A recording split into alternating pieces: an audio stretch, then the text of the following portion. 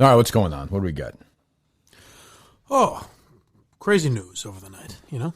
Do you have anything, Mike, to bring to the table today or to the program, or do I have to entertain everybody again on my own for 3 hours? You know, not a lot of good news, but... Why? Was there bad news? No. I mean, not a lot of interesting topics that I'm that crazy about, but... Okay. Steve? I think there's an interesting story from the Great White North. It kind of relates to the Don Oh, fuck. I just want to go home. It kind of relates to the... Listen, I'm listening to Steve yesterday. You know, everyone's very nice, but I'm watching Steve and somebody else yesterday after the show debate something I should do on my show creatively. I do. It would be like watching two people, like, you know, stand in front of Harriet Kate and tell them how to raise them. It's like, just let me what are you talking about? You know what I'm talking about. Just let me do my thing, okay? I thought I was politely making your presumptive decision known. Don't speak for me, first of all. You have no idea how my mind works. None. I don't mind people coming that we like and that, but that's fine. But don't say whenever anybody ever says that to you, just say, you know what, it's Kirk's in charge. All right. It's Kirk's creative. The show is entirely Kirk's creation. I thought that's what I was saying in a roundabout way. There's no roundabout way. I'm not saying the person was rude at all. Quite the opposite. We liked it. It was Bill from Milton's. He came in yesterday. He had an idea. Kind of. I don't really know. And Steve's like, well, and he's debating. And I'm like, what? My issue's not with Bill. I like Bill. It's with you. What the fuck are you doing? What are you doing?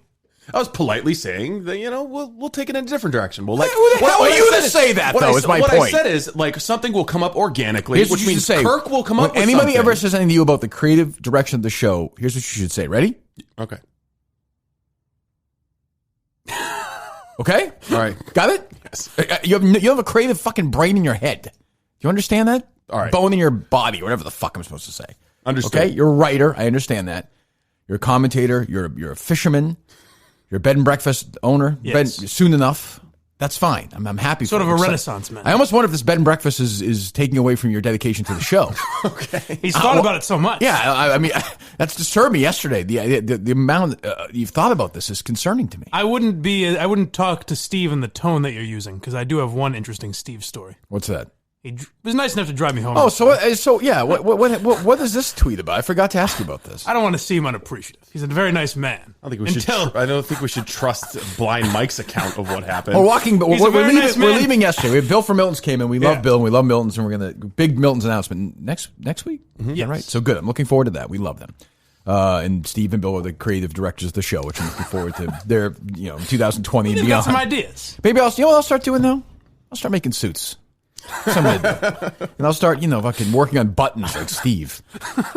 So we're walking out, and Steve's like, you know what, Mike, I'll give you a ride home if you'd like. I remember getting to my car thinking, A, I would never do that. No. I'd never make that offer. No, and B, how nice Steve is. Like, that's something that a bed and breakfast owner would do. Very generous, and not the first time, certainly. How many times do you say nice Steve guy. in a life? It's not the first time. It will be the last time now, depending on how you tell this fucking story. Wow. How many rides did you give him, Mike? In the 4 or 5 months. 24. Yeah. Okay, that's what I'm saying. Right? Yeah, very nice. Okay, so go ahead. And he's a very nice guy until he gets to rip the life out of something. What happened?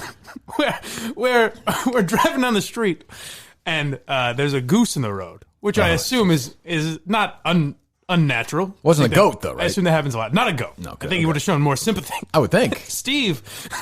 No. With glee, yells, there's a goose, there's a goose. I believe speeds up a little bit. No. Did you kill a goose? No. Oh, destroyed it. Did you really? No, I saved Blind Mike's life. Look, here's my decision. I could swerve left into traffic. Oh. I could swerve right into a curb. And so I followed my driver's ed training, and if it's smaller than a chocolate lab, the action was unavoidable. What was avoidable was the maniacal laughter.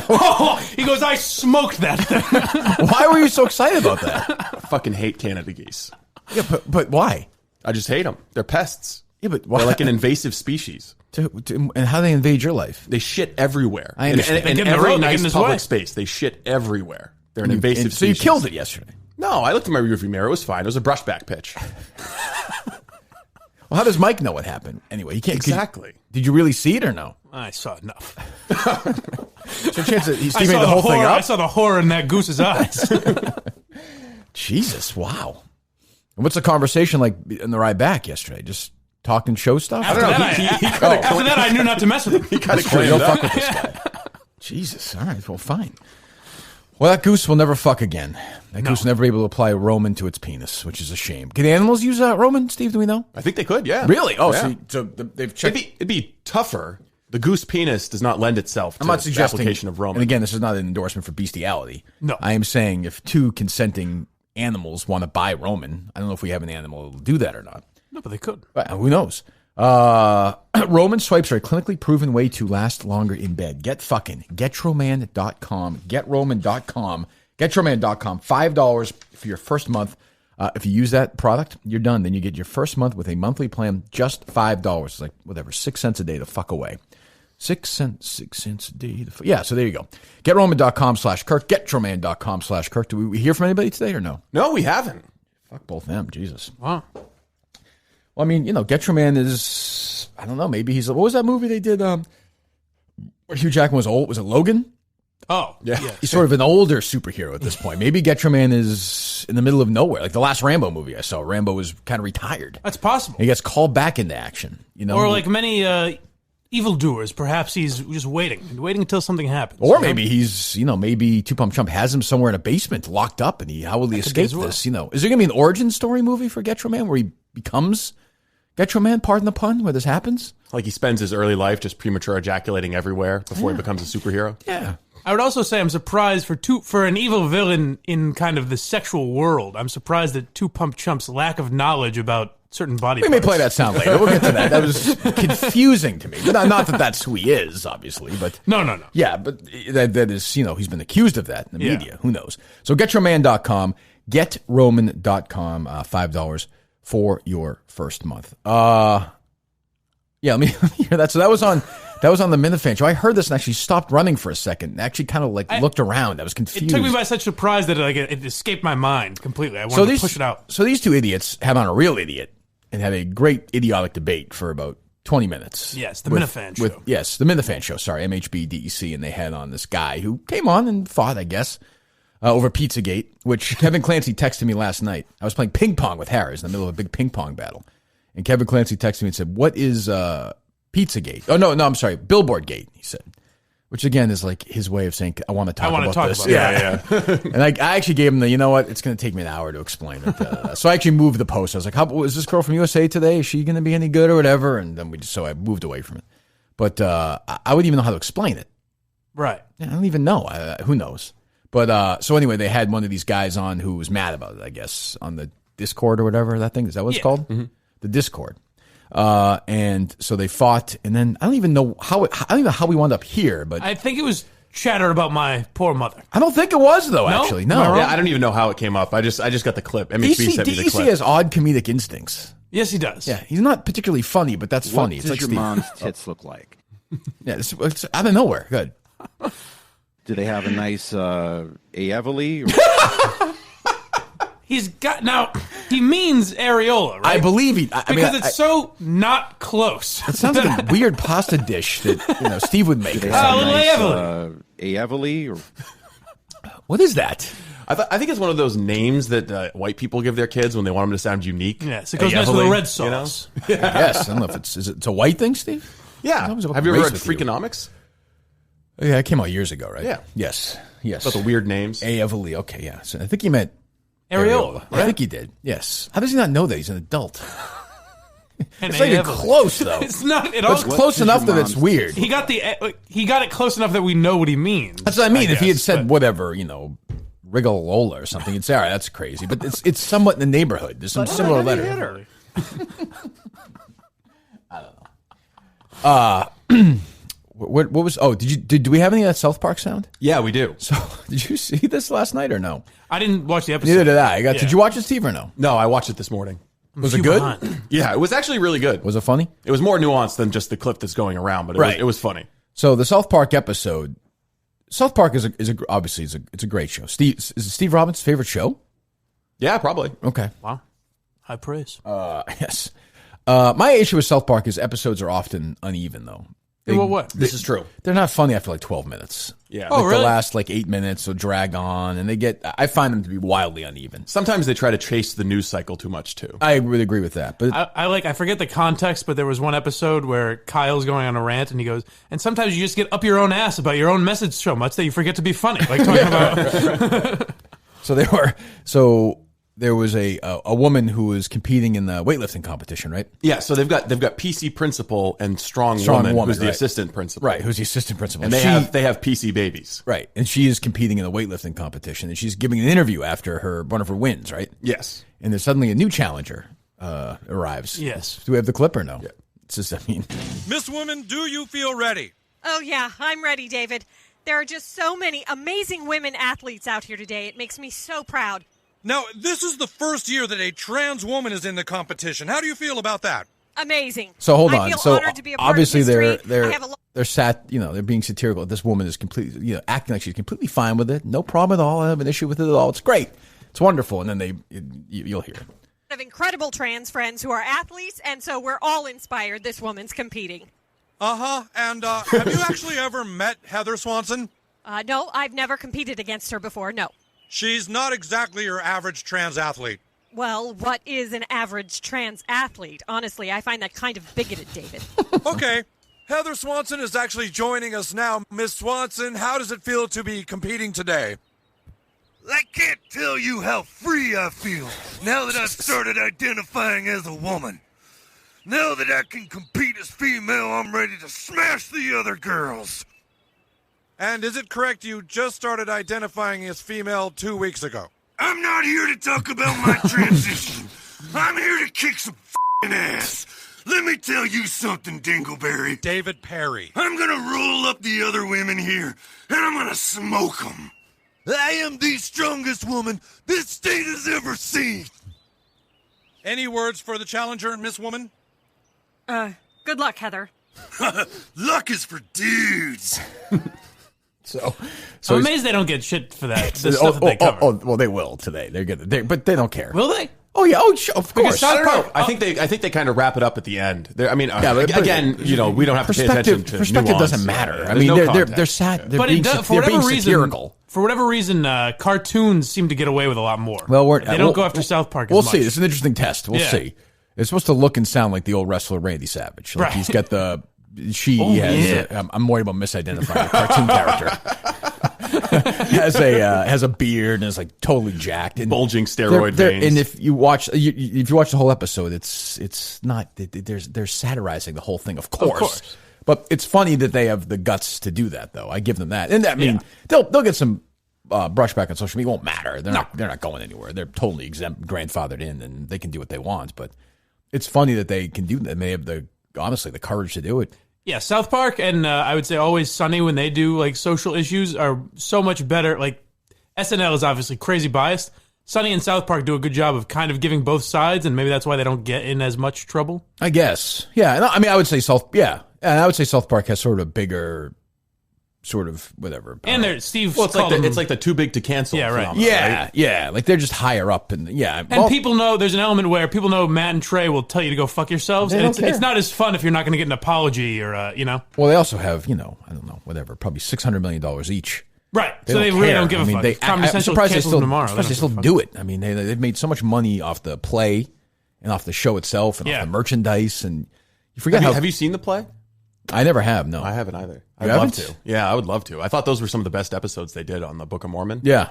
So I mean, they're and this is what, season 23. Yeah, they're making a movie of the Book of Mormon supposedly. Oh, they are. I think so. That'll probably stink. So I think they give themselves a little bit of cover at the end of the episode when they kind of wrap it up with like the moral of the story, because it actually has like a serious. They have Stan or Kyle like talking about it. Or? No. It's PC Principal. Oh, okay. Go ahead. Situation. You're right. They realize that raising a gender-based issue of strength doesn't necessarily make one a bigot or a bully. All this time, we were worried what the PC babies would think. And we didn't realize that our little babies are growing up. So basically, like the whole issue is that you can talk about the issue of gender in sports without being bigoted. Right, and that's really all we've ever said about it. Yeah. And we had a guest on, we'll play later in the week, the beginning of the week, we had the conversation about it, and we had a good debate about it, I thought, but I mean, I said it to her, and I'll say, I mean, Kate's 12 now, and she's in semi-competitive swimming. I mean, she does different meets around New England. And if all of a sudden there was a transgender female, born male, competing against her and winning by a lot, I would be frustrated, but I wouldn't be leading protests and burning down. I'd say boy, this to me just doesn't seem right. While understanding that her journey to get there is far more difficult than losing a butterfly event. I understand that, but still, it's your kid, and you want your kid to do the best you can. If your kid finishes in high school fourth instead of third, or fifth instead of fourth, that stuff matters. You care about that stuff. It's not the end of the world. But it's human nature to care more about your kid than somebody else's kid. And also to want fairness. Like, I think that's what it comes down to, is that there's some basic principle of fairness. Yeah, and I think, we're at the point now where a transgender woman, born male, will win gold medals in the actual Olympics soon. That's going to happen. They're not going to get in the way of that because they're afraid of backlash. And that's when you start talking about money and people's lives and their careers, and eventually, you'll get people who will get hurt in events, physically get hurt in whether it's MMA or boxing or wrestling or whatever it is, lacrosse. And then what are you saying then? Like, I don't know. It's a weird issue that's not really going away.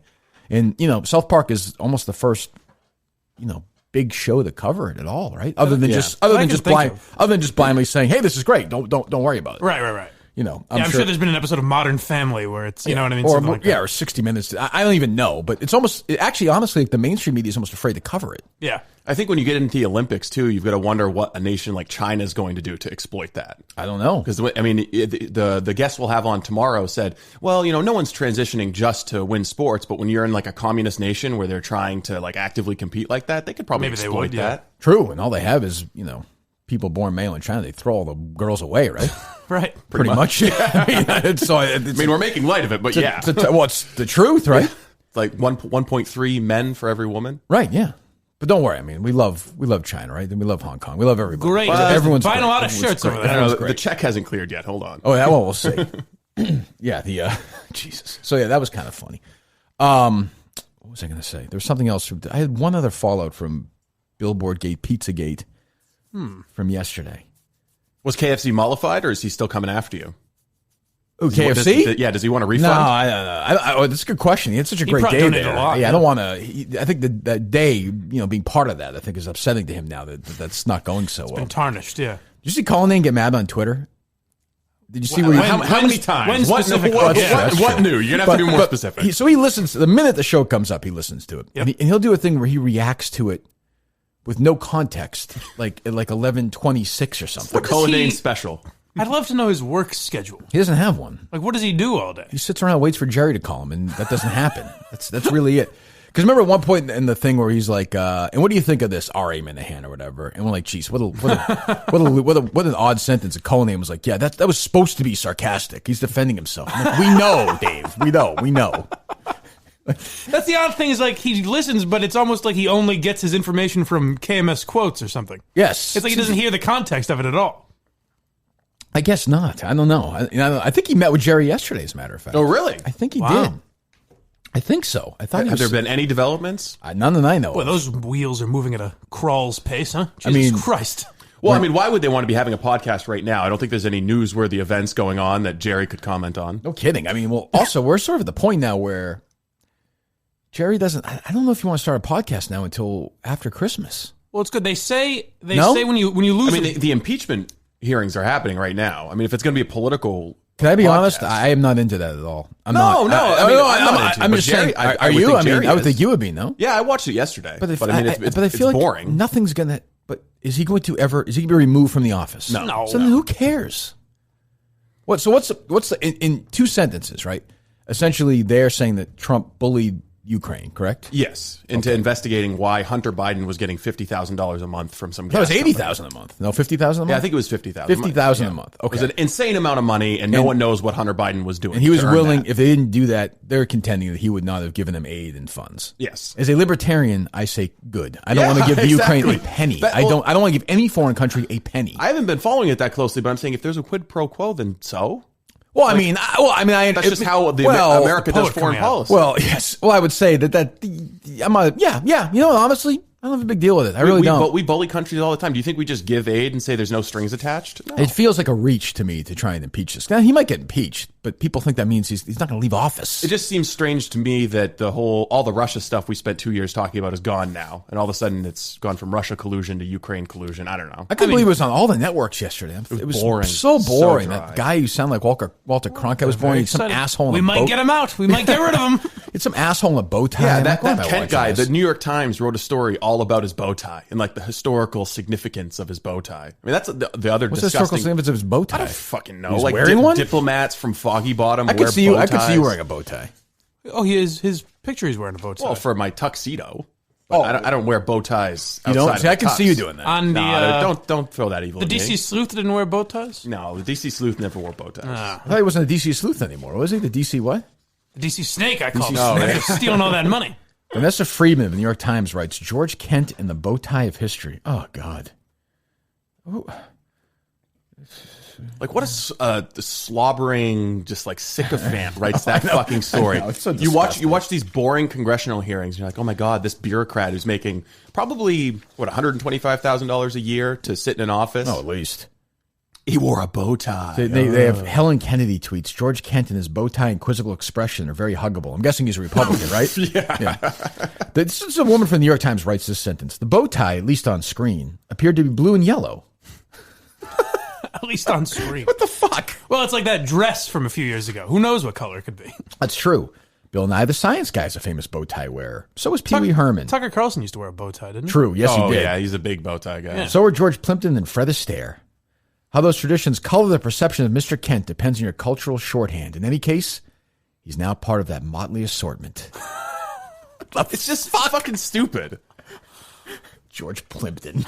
But then these people will turn around and tell you that this is the most serious hearing in a decade, and that the fate of the American Republic hangs on this. Is this a satirical piece or no? No. Are you sure? Yes. It concludes with this From paragraph. theonion.com. Yeah. This is from the New York Times. from the New York So Times. basically, it is a satirical piece. Yeah, well. The decision to go bow tie at a time when the eyes of the country would be on him, when the image of him in the tie was assured to becoming part of history, was not a decision Mr. Kent could have made by accident, which makes it hard to avoid the assumption that it was a declaration of independence of a sort. This has to be, like, tongue-in-cheek, right? Has to be. The fuck? You should start wearing bow ties. It'll lighten you up a little bit. I've never worn a bow tie in my life. And by the way, I wore one. I did not wear a tie at court. I will never wear a tie again. Really? I'm never going to wear a tie again. What if you're... Not even at your daughter's wedding? Yeah. No. Nope. Even if she asks you to? If she asks me to, but I think she respects me enough that she will not ask me She to. knows. I feel super claustrophobic when I have a tie on. I don't like it. I don't like buttoning this button. I feel like I can't breathe. I can't breathe thinking about it. I'm not doing it. I'm never doing it again. I remember when my grandfather's brother, Uncle Tony, passed away. My grandfather was already dead.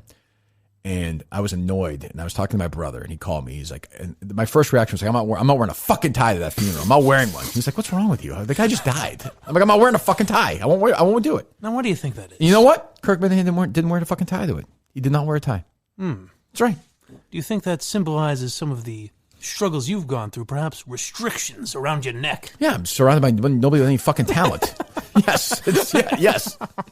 Yeah. Why do you wear? You don't wear ties, Steve. When did you wear a tie? Oh, you wore a tie to the thing. Yeah. Yeah, I'll wear ties. I don't mind it. I don't have the claustrophobia around my neck. But not bow ties. S.E. Robinson never wore a bow tie. Nope. S.E. Robinson wore regular long ties. This can't Maybe be a some real. skinny This ties. can't be a real story. This can't be real. Getting pranked, perhaps. No, I mean it's in the New York Times, but I mean, is she not? Who is this person? Why'd you put this in front of me? I was hoping for this reaction. What the fuck? Instead, the bow tie has all sorts of stereotypical associations outside the political arena. It is linked to the professor, the intellectual, the southern dandy. Did you write this, Steve? The nerd, the waiter, the clown. What's her point? I don't even understand her point. Well, I think the point is that nothing substantive happened at the hearing yesterday, so they need to So we're reach and talking write about bow bow ties. ties. Exactly. What did he? First of all, was the day that? I mean, I don't know. Was the day that historical? I don't. No, it wasn't. They're building it up to be. What's the takeaway from yesterday? Bow tie is good. What's the not Republican, not Democrat? What is the sober takeaway from yesterday? I think the takeaway from yesterday is that the whistleblower, so-called, who started this all, isn't going to come down and answer questions. Of course not. And the two people testifying yesterday have no firsthand knowledge of anything. It's all just based on hearsay. So then why are we doing this? Because everyone hates Trump? Because Democrats are trying to use impeachment to cancel out a presidential election. Jesus Christ. All right. Not my president. No? Who are you going to vote for, Mike? You going to vote for President Trump? I probably won't vote, but oh, boy. I don't know. It's the attitude I like. Yeah. Did you vote last time? I did not. I've never voted. You've never voted in your life? No. I have no real, who am I going to vote for? The Democrat that's one of the railing me in the candidates? ass or the Republican that's railing me in the ass? You've never voted, ever? No. That's strange. No. Who are you going to vote for, Steve? I'll probably vote for Trump. Yeah? Do you feel disgusted saying that or no? Yeah. Yeah, no, I mean, it's not well. great, but I mean, if the Democrats had offered up something like a plausible, like non-insane alternative, Mike Bloomberg, I would consider alternative? It. No, Ooh. Bloomberg's fucking crazy. He wants to take our guns. He wants to take our big gulps. He's just a nanny state. Typical anti-Semite from Maine. Surprise there. No Jews welcome at that B&B, right, Steve? What would Bert and I say about it? What was that? I I love the clip they put out of Steve's accent. That was funny. The fishing one? Yeah. Yeah, no, he sounds like fucking sounds like Singblade.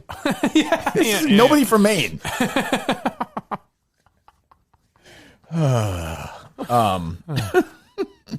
Okay. Do we have any new songs or no? Yeah, Yes. we actually have a ton of new songs. Really? Yes. Jesus, they don't stop coming, huh? A couple good ones I've heard. I haven't heard all of them, but a couple good ones. Yeah, all right, let's hear it. Just give me something good to start with here, Steve. There's a reason why my internet's okay. This one goes out to Podcast Jesus, Kirk Minihane. Oh, that's nice. It's been 1 week since my taking a leak. Realized this paycheck is kind of bleak. 5 days since I've seen SC in the picture of my Russian TFE. 3 days since I've heard Anola. Man, I do miss Bob's of a shoulder. Yesterday, I'm not loving it. It's tough. It's a tough song choice. Yeah, You gotta it's be so really much good to keep up so with much that. of the song choice. I feel bad. I always feel bad because you guys put a lot of work into it. Yeah, that was tough. He took on a hard task. This guy might have spent hours on it. Now we're I just know. dismissing him. I do feel like one of these judges. It's tough. I do have some more respect for these people. Not easy now. to be a I've Simon always Cowell respected type. Randy Jackson. I respect him even more now. That's good. Yeah. It's about time. All right. Well, what was that? You think that was a good one, Steve? 'Cause I saw the head of yours No, bobbing. I'm getting shit for not playing some of these songs. And From who? From the Twitter audience. The Twitter mob. Who? They get up in my DMs and they're like, oh, why didn't you play our song? This was a good song. So I just want people to know that not all of these songs are equal. Why don't you walk out there? Why don't you a half-hour show and walk out, you pussy? I mean, really, Jesus. Play some songs. You seem upset today. Who, me? Yeah. Nah, I'm fine. Go ahead. 0 for 2. Okay. Yeah, no, not- I mean, you know. Not the best one. All right, we'll go to one I know. Well, you hold like. on. Give me a little Animals. good Go, song give me a choice. little, Don't Let Me Be Misunderstood by the Animals, Steve, if you would, on YouTube. Don't Let Me Be Misunderstood. Yeah, it was a good song choice. I like the song. Animals are Bruce Could've done Springsteen's biggest influence growing up. True. It's tough for a lot of these guys too, because like that guy, if he had to just think like, okay, what can I fit now? If That's Steve true. Robinson's intentions, I ruined Human Touch. It's ruined them on fire. Oh, the Animals are great. Great. Oh, Eric Burden. Great band. But nobody knows them, of course, because fucking nobody, all people care about now is fucking TikTok and Well, I know fucking those two songs. Camila Cabello, whatever the fuck their names are. Harry Styles. Give me a fucking break. That's not music. That's not fucking music. You fucking kids don't know anything about music. You want to hear some Eagles? Sure. Farm to table. To my surprise, he's an author. At least that's what I saw. He goes by the pen name of some guy named Howie. Finally, it was over. It's time to leave. It was my pleasure staying at the house of Big Steve.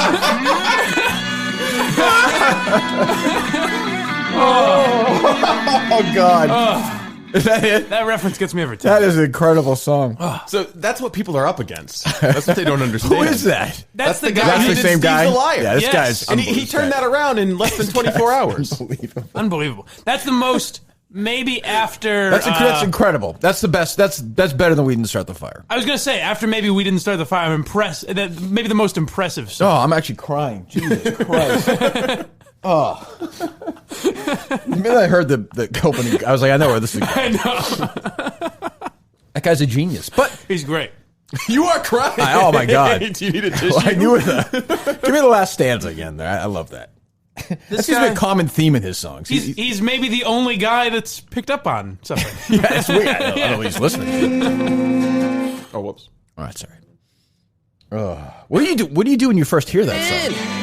Pull some vegetables. This is how he does it, 'cause it's farm to table. To my surprise, he's an author. At least that's what I saw. He goes by the pen name of some guy named Howie Carr. How would you see that? Finally, it was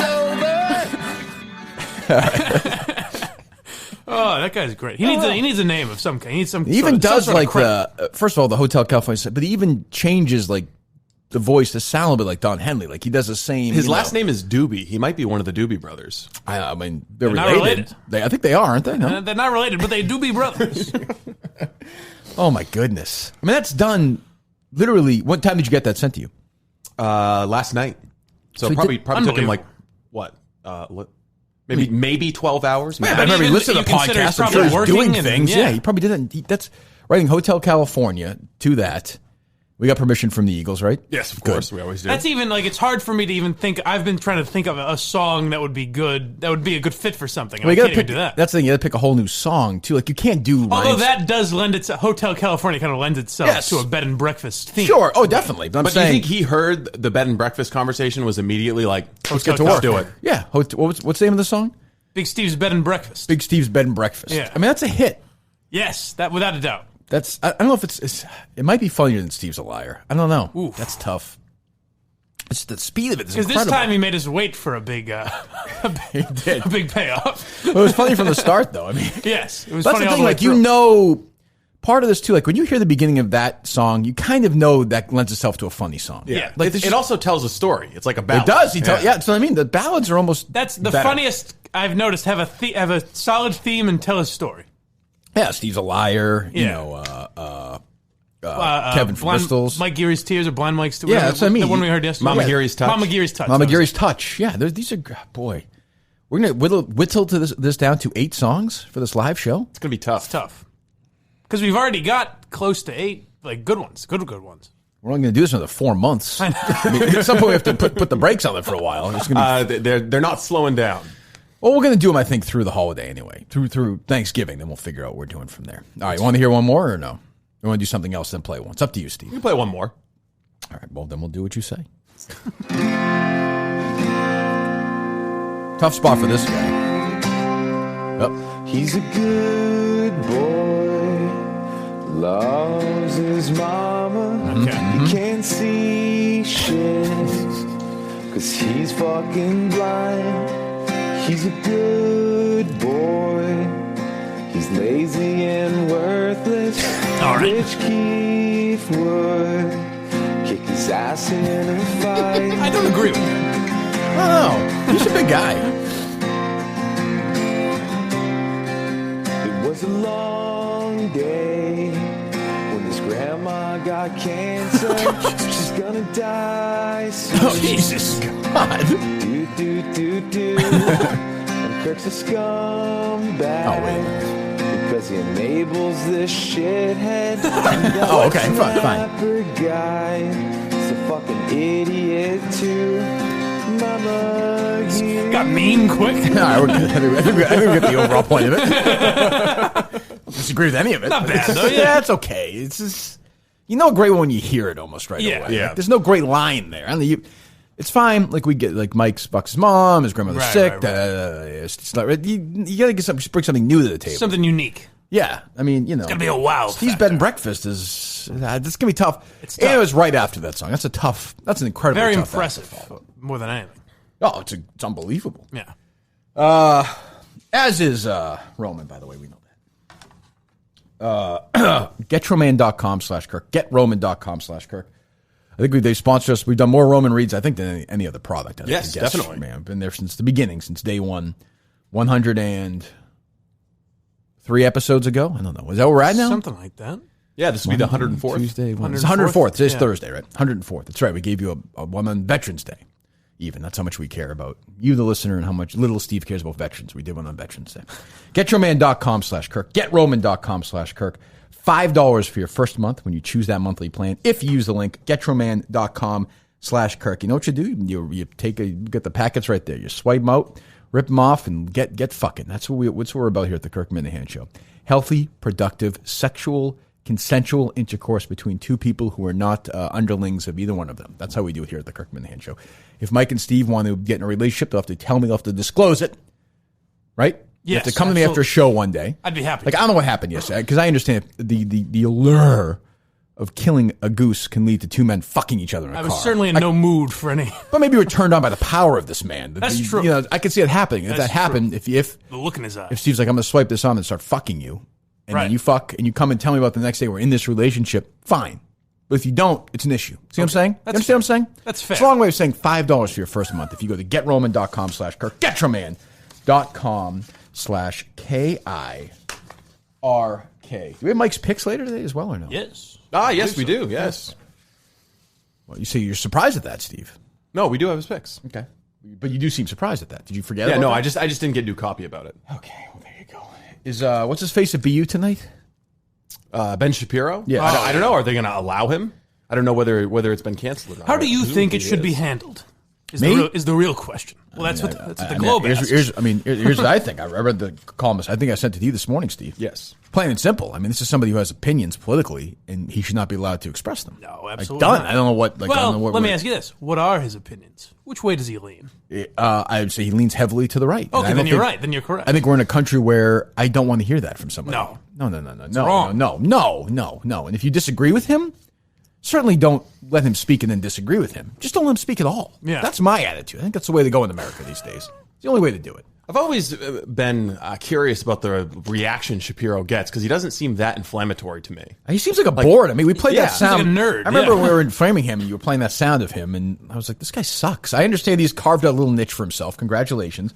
There's an appetite for that among, there's a young crowd that wants this next guy to take over because the predominant voices on the right are old. Yeah, they want to be told how to think and how to make arguments. Yeah, that's fine. I mean, whatever. But people also believe what he believes, and they don't want to hear Rush Limbaugh say it. And they don't want to hear, I don't even know who's the second biggest, Sean Hannity. These guys are old. Bill O'Reilly's gone, and Tucker Carlson, even for a guy who's 25, is old at this point. So he's carved out a little spot for himself. Good for him, I say. Hat tip to you, HT. Stick tap. But what is the most, I don't know this. What's the most, I'm sure Gene Osterheld would be happy to come on today and debate me about this. What is if I said to her, give me the 2 or 3 boilerplate Shapiro things that really upset you? The things that shouldn't be heard by the public. What has he said? Well, he's an Orthodox Jew, so he doesn't believe in gay marriage, and I don't think that he believes in the gender identity theories of the left. I don't think he believes that there's such a thing as trans. Okay, so he doesn't believe that. Okay, I disagree with him. But my ears hurt. Yeah, we're going to burn this guy at the stake or what? Well, again, it gets back to he's denying fundamental human rights to a certain subsection of people. Well, blah, blah. I mean, is he He's actually, not is he actually doing that? What is his role? What is his role in that? He's the leader of a political group that says that these people don't deserve human rights. That is the argument that they would make. And if you don't agree that people deserve human rights, you are bad, you are evil, and your evil justifies any means of resistance. He's also not the leader of a political group. He's got this host big, of a show. Big following. Yeah, he's got a big following for sure. Right, but it's not a political group. That would be like saying if we talk politics, we're a political group. Right. But I would say, like, when I hear him I've heard him on road, to me, he's just a bore. He does nothing. Just kind of a nerd. He does nothing for me. The nerd thing is really because, like, I always heard about Ben Shapiro. Because wear a bow tie, he's a nerd. This dangerous mind, this dangerous guy that should be stopped. And then when he went on Rogan, it was the first time I ever, like, listened to him. And I was like, this is the guy that everyone's afraid of? Yeah, I think it's wonderful I give them credit. Like, I don't agree with a lot of what he says, but he's going there and speaking. And, of course, her lead is Ben Shapiro is coming to Martin Luther King Jr.'s alma mater. Like, okay. And the other thing is the left has made Ben Shapiro bigger by protesting him. He invites all these protests because then it gets more coverage and everyone knows who he is. Like we would want some kind of counter protest if we brought you to a college to speak. Absolutely, of course. Like you going to the college yesterday. Maybe the Boston Globe actually writes about it if a mob of 100 students shows up there to protest you. This is a school. This is what people think free speech looks like in America. Ben Shapiro is given a school platform to blast his hateful views, while opposing students are only able to quietly protest. What would she like these students to be able to do? Like shoot him? Like I don't like what? Scream? Okay. They want Ben Shapiro to come. It's just like no one would know the name Milo Yiannopoulos. Of course not. If they didn't write articles like this about him. You know. Yeah, I mean, I don't understand. So they want Ben Shapiro to come. It's kind of like where we talk about when we joke about Murchison, where it's like on some level it is good because there's someone to go against. Yes, there's opposition. Very small level. Yes, right. But yes, I understand. I mean, but of course the writer's big thing is she writes, that it's all about journalism. Really, it comes down. Did you read the story? It really comes down to how journalists in America are, doing the best they can in this terrible time. And so it's about the incredible philosophical debate of whether you can treat conservatives fairly. Right, journalists speak truth to power. Oh, they cannot expose those who feel they cannot expect those who feel disenfranchised by the media to not speak out. Journalism is under attack in America in ways that are horrifying. So, is there anybody the more? The president threatens our safety. His followers demean us. I mean, fuck off. I hate these globe pussies. Like journalism. First of all, the reason that Ben Shapiro is rising is because journalism does not speak truth to power. People are looking for on both sides. People are looking for outside different voices, whether it's Joe Rogan or Kirk Minihane or Ben Shapiro or pick whoever you want on the extreme left. They're going there because they don't trust people from the Boston Globe, mainstream media, who just who go. Journalists speak truth to power. The Boston Globe speaks truth to power. The New York Times, the Washington Post, Breitbart. I don't think so. No, I don't think so. What these colleges should start doing, they never will because they're all liberal anyways, but they should start saying, okay, we won't have Ben Shapiro here because you guys protested, but we also won't have Rachel Maddow come speak or whoever the fuck. Why don't you have Ben Shapiro and Rachel Maddow debate? Right. Well, they never would. I mean, why don't they do that? That would be great. I mean, have an honest debate. I know Shapiro would agree to that. Correct. I don't think Maddow would. No, she wouldn't. And that's where we're at right now in the country. So what does that mean, journalists speak truth to power? I think it means they hold powerful people accountable. They do? They publish things that powerful people wouldn't want published. The Boston Globe does that? Yeah. The Washington Post does that? That's what the New York Times does that? That's what the claim used to NBC do that? Like, what is, I don't know, does NBC speak truth to power when they're hiding Weinstein stuff? I like that bit about how Epstein stuff? Journalists are supposed to lift up people who are disenfranchised in the media. I mean, don't you think that a certain voice in this country is overrepresented in the media? And it's not conservatives. Yeah, of course. Not libertarians. The president threatens our safety. I mean, enough. Just fucking enough. That's true. I feel very unsafe. Well, with what? What does he do? He says the media are the enemy of the people. They are. I mean, what do you want me to, I mean, people now waking up to that. Bernard Goldberg wrote about that 17 years ago. He wrote Bias, which was a great book. And it opened my eyes completely because I was a fucking kid. And I read it. And he worked with Dan Rather and these people. And he said, no, they believe one way politically, which is fine. But he wrote back then, and I think it was 2001. He wrote, 19 years ago. He wrote, that's fine, but the other side is never in these rooms. I was in these rooms. Nobody wanted to hear it. And I thought back then, this is crazy. But he was right. Cronkite was a freaking crazy liberal. Brokaw's a liberal. Tim Russer, God bless him, he worked for Democrats. Chuck Todd works for Democrats. Rachel Maddow, I think, is probably a Democrat. Everybody who runs these networks are Democrats. Everybody who owns these newspapers are Democrats. This is why Trump won. Columns like this, Trump will get mad for some reason. I guess I understand. But that's why he's going to win again. And the same thing's already happening again. I'm seeing polls where Biden's up like 12 points. They're doing this to themselves again. I cannot believe they're doing this to themselves again. Not to do the whataboutism thing, but Obama used wiretapping laws to go after journalists. He did. Like New York Times journalist, AP journalist. He was actually using the government to spy on these people. Isn't that a little bit more dangerous than Trump at a rally in Alabama saying the crooked news media? Right, yes. And the fake news. He's right. I mean, that's the one thing that Trump, fake news, fake media is a great little branding thing because it's absolutely true. I don't trust a fucking word. I've dealt with the Globe. I know they're disingenuous. So I can't, you shouldn't trust a word that you should never subscribe to their paper ever. You shouldn't read them ever. They're full of shit. What I don't know must be even crazier than what I do know. I mean, the Globe could have stuff cold on Democrats, cold, and they wouldn't write it. They wouldn't write it. Oh, obviously. They make shit up about Republicans. I mean, that's that's where they're at now. I mean, that's where we're at right now in America. Well, that's what the Amy Robach thing exposed, kind of, is that we all sort of knew that people knew things about Jeffrey Epstein and Alan Dershowitz and all these people. And we assumed that there was a cover-up, but now we know for sure that they make deals with these networks and things like that. I mean, some of these newspapers, like the school papers for BU, they were trying to get Shapiro not to go there. Yeah. I mean, again, it gets back to the evil thing. You're a fucking journalist. But they think that he's evil. This transcends any journalistic principle. You don't have to be fair to someone who is evil. But what if he is evil? Then you resist him. Like Why? The principle to resist someone who is evil and opposed to human rights transcends the principle to do My fair philosophy journalism. would have been, if he's truly evil, first of all, history will show that. And if he goes and speaks, it'll be exposed. Yeah, but he might. That's what they said about Hitler. He might bring people over to his cause. If you allow him to speak his evil, he might make other people evil. You mean individual people may make choices? Yes. Oh, well, but we can't have that. No, I don't want to get in the way of that. I mean, we should treat everyone like babies, where we get to choose what you listen to and what opinion. I think Ben Shapiro's a fucking dink, by the way. Like, I'm not a fan of it. And she writes, the paper covered Daily Northwestern. Obviously, it's out in Chicago. Covered a protest of a recent appearance by former Attorney General and pusher of supremacist ideals, Jeff Sessions. Would you say Jeff Sessions is a pusher of supremacist ideals? I would not, no. Okay. Of course he wouldn't. Photos of students were published. Journalists used the student directory to text students for comment. There was a fear of safety and a fear of disciplinary action to be outed publicly as activists. In response to that, the paper apologized and deleted photos from social media and removed the source's name. So this is a whole separate debate because they were arguing that it's a violation of privacy and safety to get comment from all sides. And then there was the issue with the Harvard Crimson when there was a protest against ICE and a reporter for the Harvard Crimson called ICE to get a comment about, whatever the protest was. They just have like an 800 number?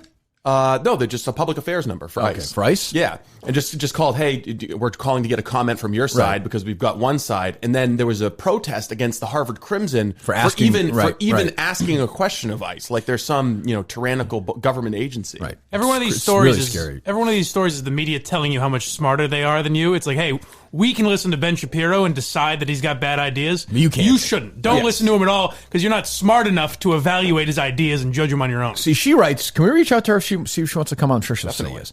Journalism is under attack in America in ways that are horrifying. To me, journalism, Kirk Minihane, is under attack in America in the ways that are wonderful, that are eye-opening. We're finally there. Like, I'm obviously not advocating for any violence against journalists, but I'm all for exposure of these idiots. It's a wonderful thing to see. They've covered each other's asses for so long.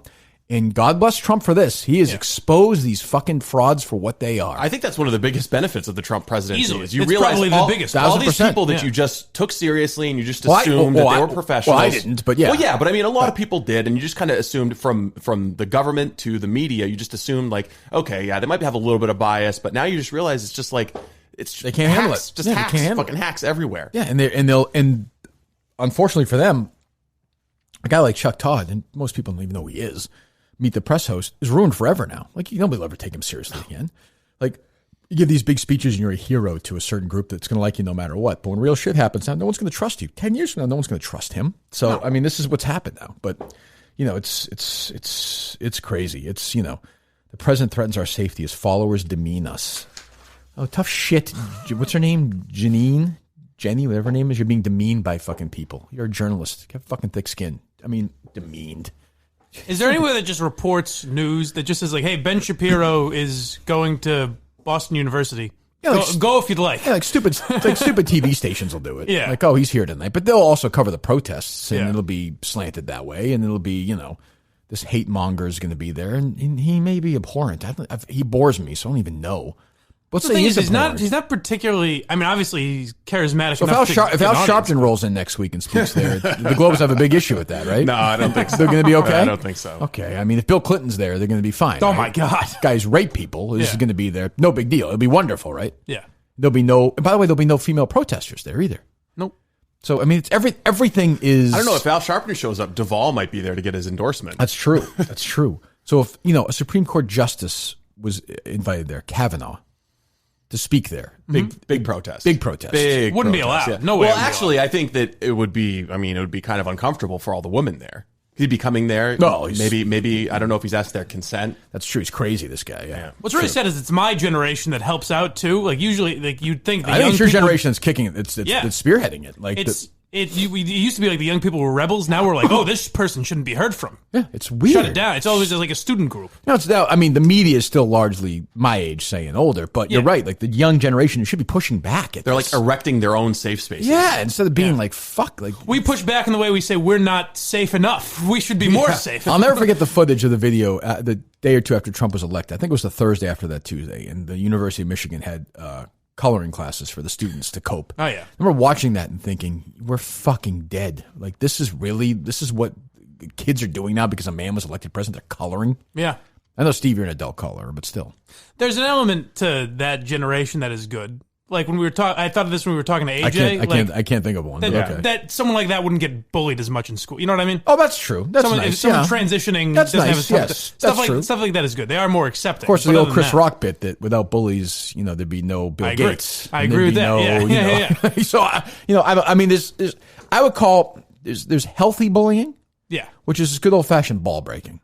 Like right. there's just just busting. We're getting to the balls. point where that's not allowed. That's crazy. I think it's just not allowed. Period. Like like I'll joke around with Harry because we'll make fun of each other and stuff, but like he would never go to school and do that with his friends. It's a weird. It's going everywhere now. I mean, even the thing with me and Tommy, where like I go to Barstool and everyone laughs at me looking at my phone, but I say one thing about them and it's like, oh fuck you, you're not as popular as us. I knew Mike would turn it to his thing with Tommy. He's obsessed with that. He's going to come back around on it. Can't get over it. You should have heard him before the mics went on. Was he ripping them again? Oh yeah. See, now this will be KMS quotes. You know what to do. That's it. Get to work. There's a weird thing too where I like Tommy more now when I hear him. I'm like, this guy's good, but I'm not allowed to like him. No, don't play. No, I don't think he's good. I'm kidding. Yeah, don't play that game. I'm kidding. Not be disingenuous here. I'm kidding. Deval Patrick's running for president. Yeah, amazing. I was just thinking that's what we need. Is one more. You can't even make it up. It's like one more Massachusetts fucking idiotic. Basically, we have 3 running now? Yeah. Well, we had 4. We had Seth Moulton, but I think he's out now, right? Oh, he dropped Massachusetts out. people. Yeah. Masshole's running for president. It's I actually like Bill Weld, honestly. Like I've always liked him.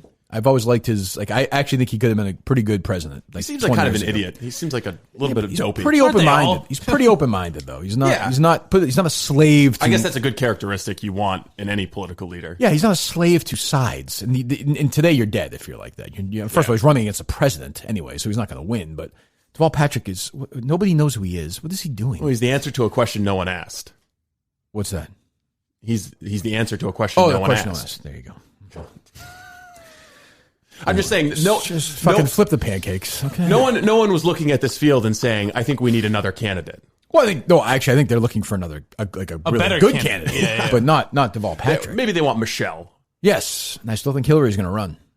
Really? I'm standing by that. Yeah, I mean the only thing why does she keep popping up? You know what I mean? If she's not she's getting crazier and crazier too. I mean, yeah, I don't know. I think she can't help herself. She wanted to be the queen maker, the king maker. She thinks she's entitled to a role as the senior elder of the party, but everyone just wants her to go away.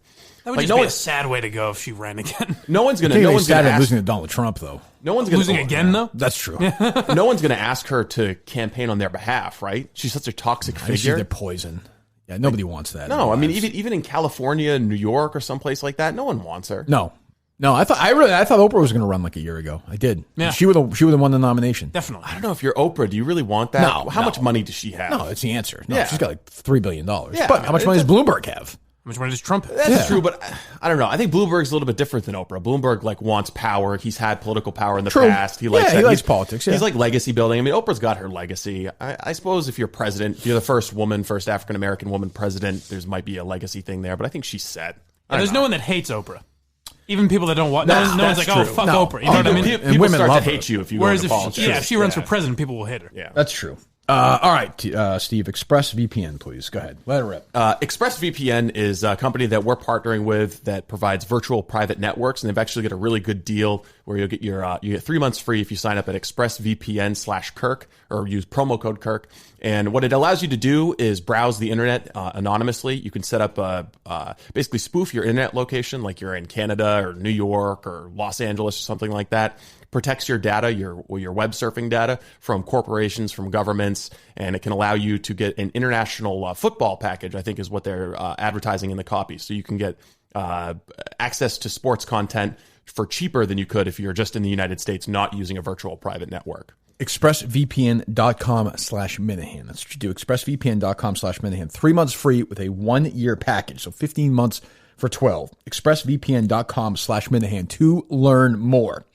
expressvpn.com/Minihane. Is your Russian TV network available on that?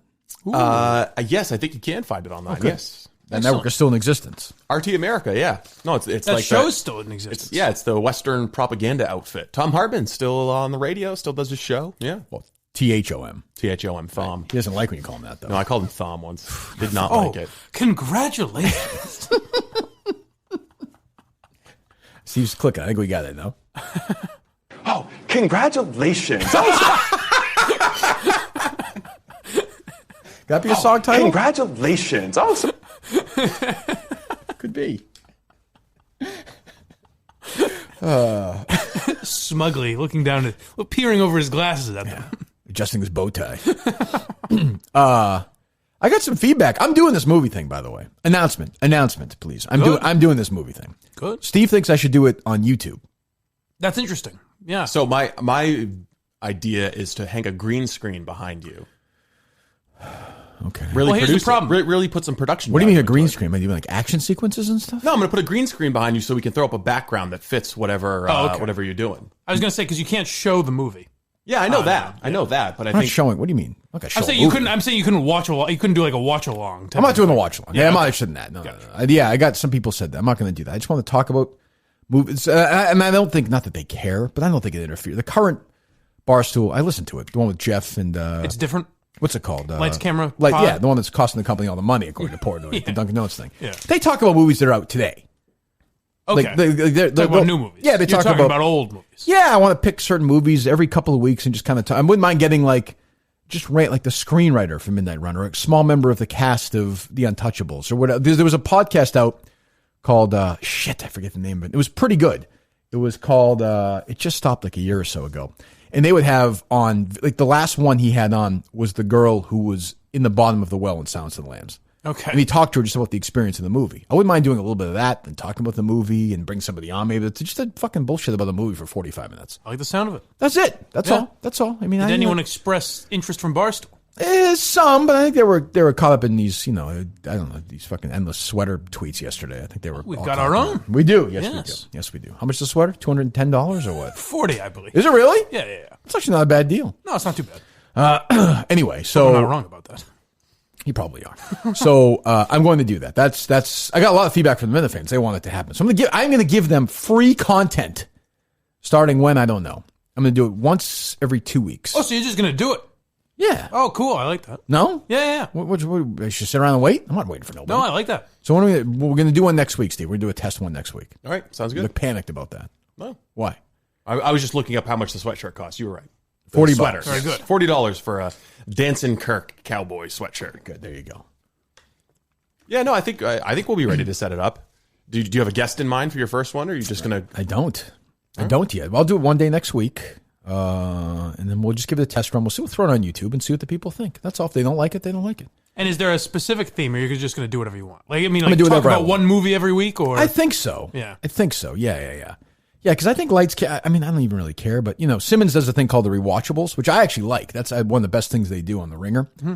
Is he'll get a couple of movie writers on. There's one writer, Sean Finnessy, for The Ringer. I really like this movie guy, and they'll talk about. Like The Shining was the last one they did. And the three of them just kind of talk about it and go over some stuff. I'm not going to really do that so much. I think it'll be more of my individual experience with it, sort of, and then bring somebody on involved in the movie somehow. Or maybe another fan and bullshit. I'm not looking to fucking reinvent the wheel here. I was there too. That's what it's called. The one with the different guests. It was good. Like, he had the guy on who plays who's Kevin Costner's dad in The Field of Dreams at the end. So he's like, he just kind of talk about the experience he had on Hadley from Shawshank. Oh. They just talk. That was actually a pretty good idea for a podcast. I don't know if it took off or not, but he doesn't do it anymore. Will you keep a regular schedule, or just do it when you want? I think I'll do it every 2 weeks. Every 2 weeks. Yeah, I do it after the show. I'll do it for whatever, an hour or something, and we'll figure it out. Very good. Yes. I'm just creating content left and right. Unbelievable. Never ends. Maybe I'll do it with Cullinane. Maybe he'll host it, and I'll just be a sidekick. Well, now that's interesting. Now we're on to something. I don't think we got another Great Thinkers episode yesterday. We didn't? No, well, it's supposed to be weekly. They just did an emergency. I've never seen somebody so hyper-focused on hosting a show that it brings in no revenue and doesn't have... It's just like, Even when he said to me, I said, are you sure? Because he was talking about putting it on YouTube. And I said, are you sure you don't want to keep it exclusive to Instagram? And he goes, no one comes to the Instagram for that. I was like, oh, so why? Did you do something where you watched it with DEC? No, DEC suggested it. Oh. And I said, I'm down to do that. We've lost our minds. Maybe the next episode. I don't think it's that, we like it. I'm not sure it's that important in our lives. It could be. I don't know. All right, what else do we have, Steve? Anything else good today or no? We can do Mike's picks. Oh, let's do Mike's picks now before I forget, before we do some other stuff. Well, my one pick. My other picks you can find on freesportsbookpick.com later today. Okay, freesportsbookpick.com. Freesportsbookpick.com. This is week, 10? 11? 11. Unbelievable. So what's your record for the year through 10 weeks? 5-5? 6-4. Oh, okay, so there you go. 60%. You get a 60% winning percent this year. Yes. So if you go 7-4. Looking to improve. 7-4. 7-4 is pretty good. 7-4 versus 6-5 is... It's a big difference. Yeah, you're 3 games over. Yeah. Somebody's betting $20,000 a week. You're up $60,000 on the year. Yes. Which people are doing. So at freesportsbookpick.com. All right, go ahead. People actually are betting on his picks. On the Discord, people started raising money to donate to the fund again after Billboard Gate. Oh, good. And I told them, we don't need any of that. Just cape it, and they're going to let it ride on Mike's picks. I understand that freesportsbookpick.com has a death pool for your grandmother. I just saw. Is that right? Yeah, I was surprised I did not to see that. that. Yeah, January 18th. I saw. That seems in poor taste. Seems soon, but I don't mind. That's fine. They're trying to make some money. Right, sponsor for the show. Freesportsbookpick.com. Right? What's the Twitter account? Free SB pick. Free SB pick. Okay, there you go. Go ahead. So for my Sunday picks, you can go to freesportsbookpick.com. There will be a video up later today, but I'll go with tonight's game. Steelers-Browns. Steelers underdogs. Okay, in Cleveland. Yes. And I'm going Steelers. See, what's the Browns have bitten me too many times in prime time. What's the line here? +3 for the Steelers. +3 for the Steelers in Cleveland tonight.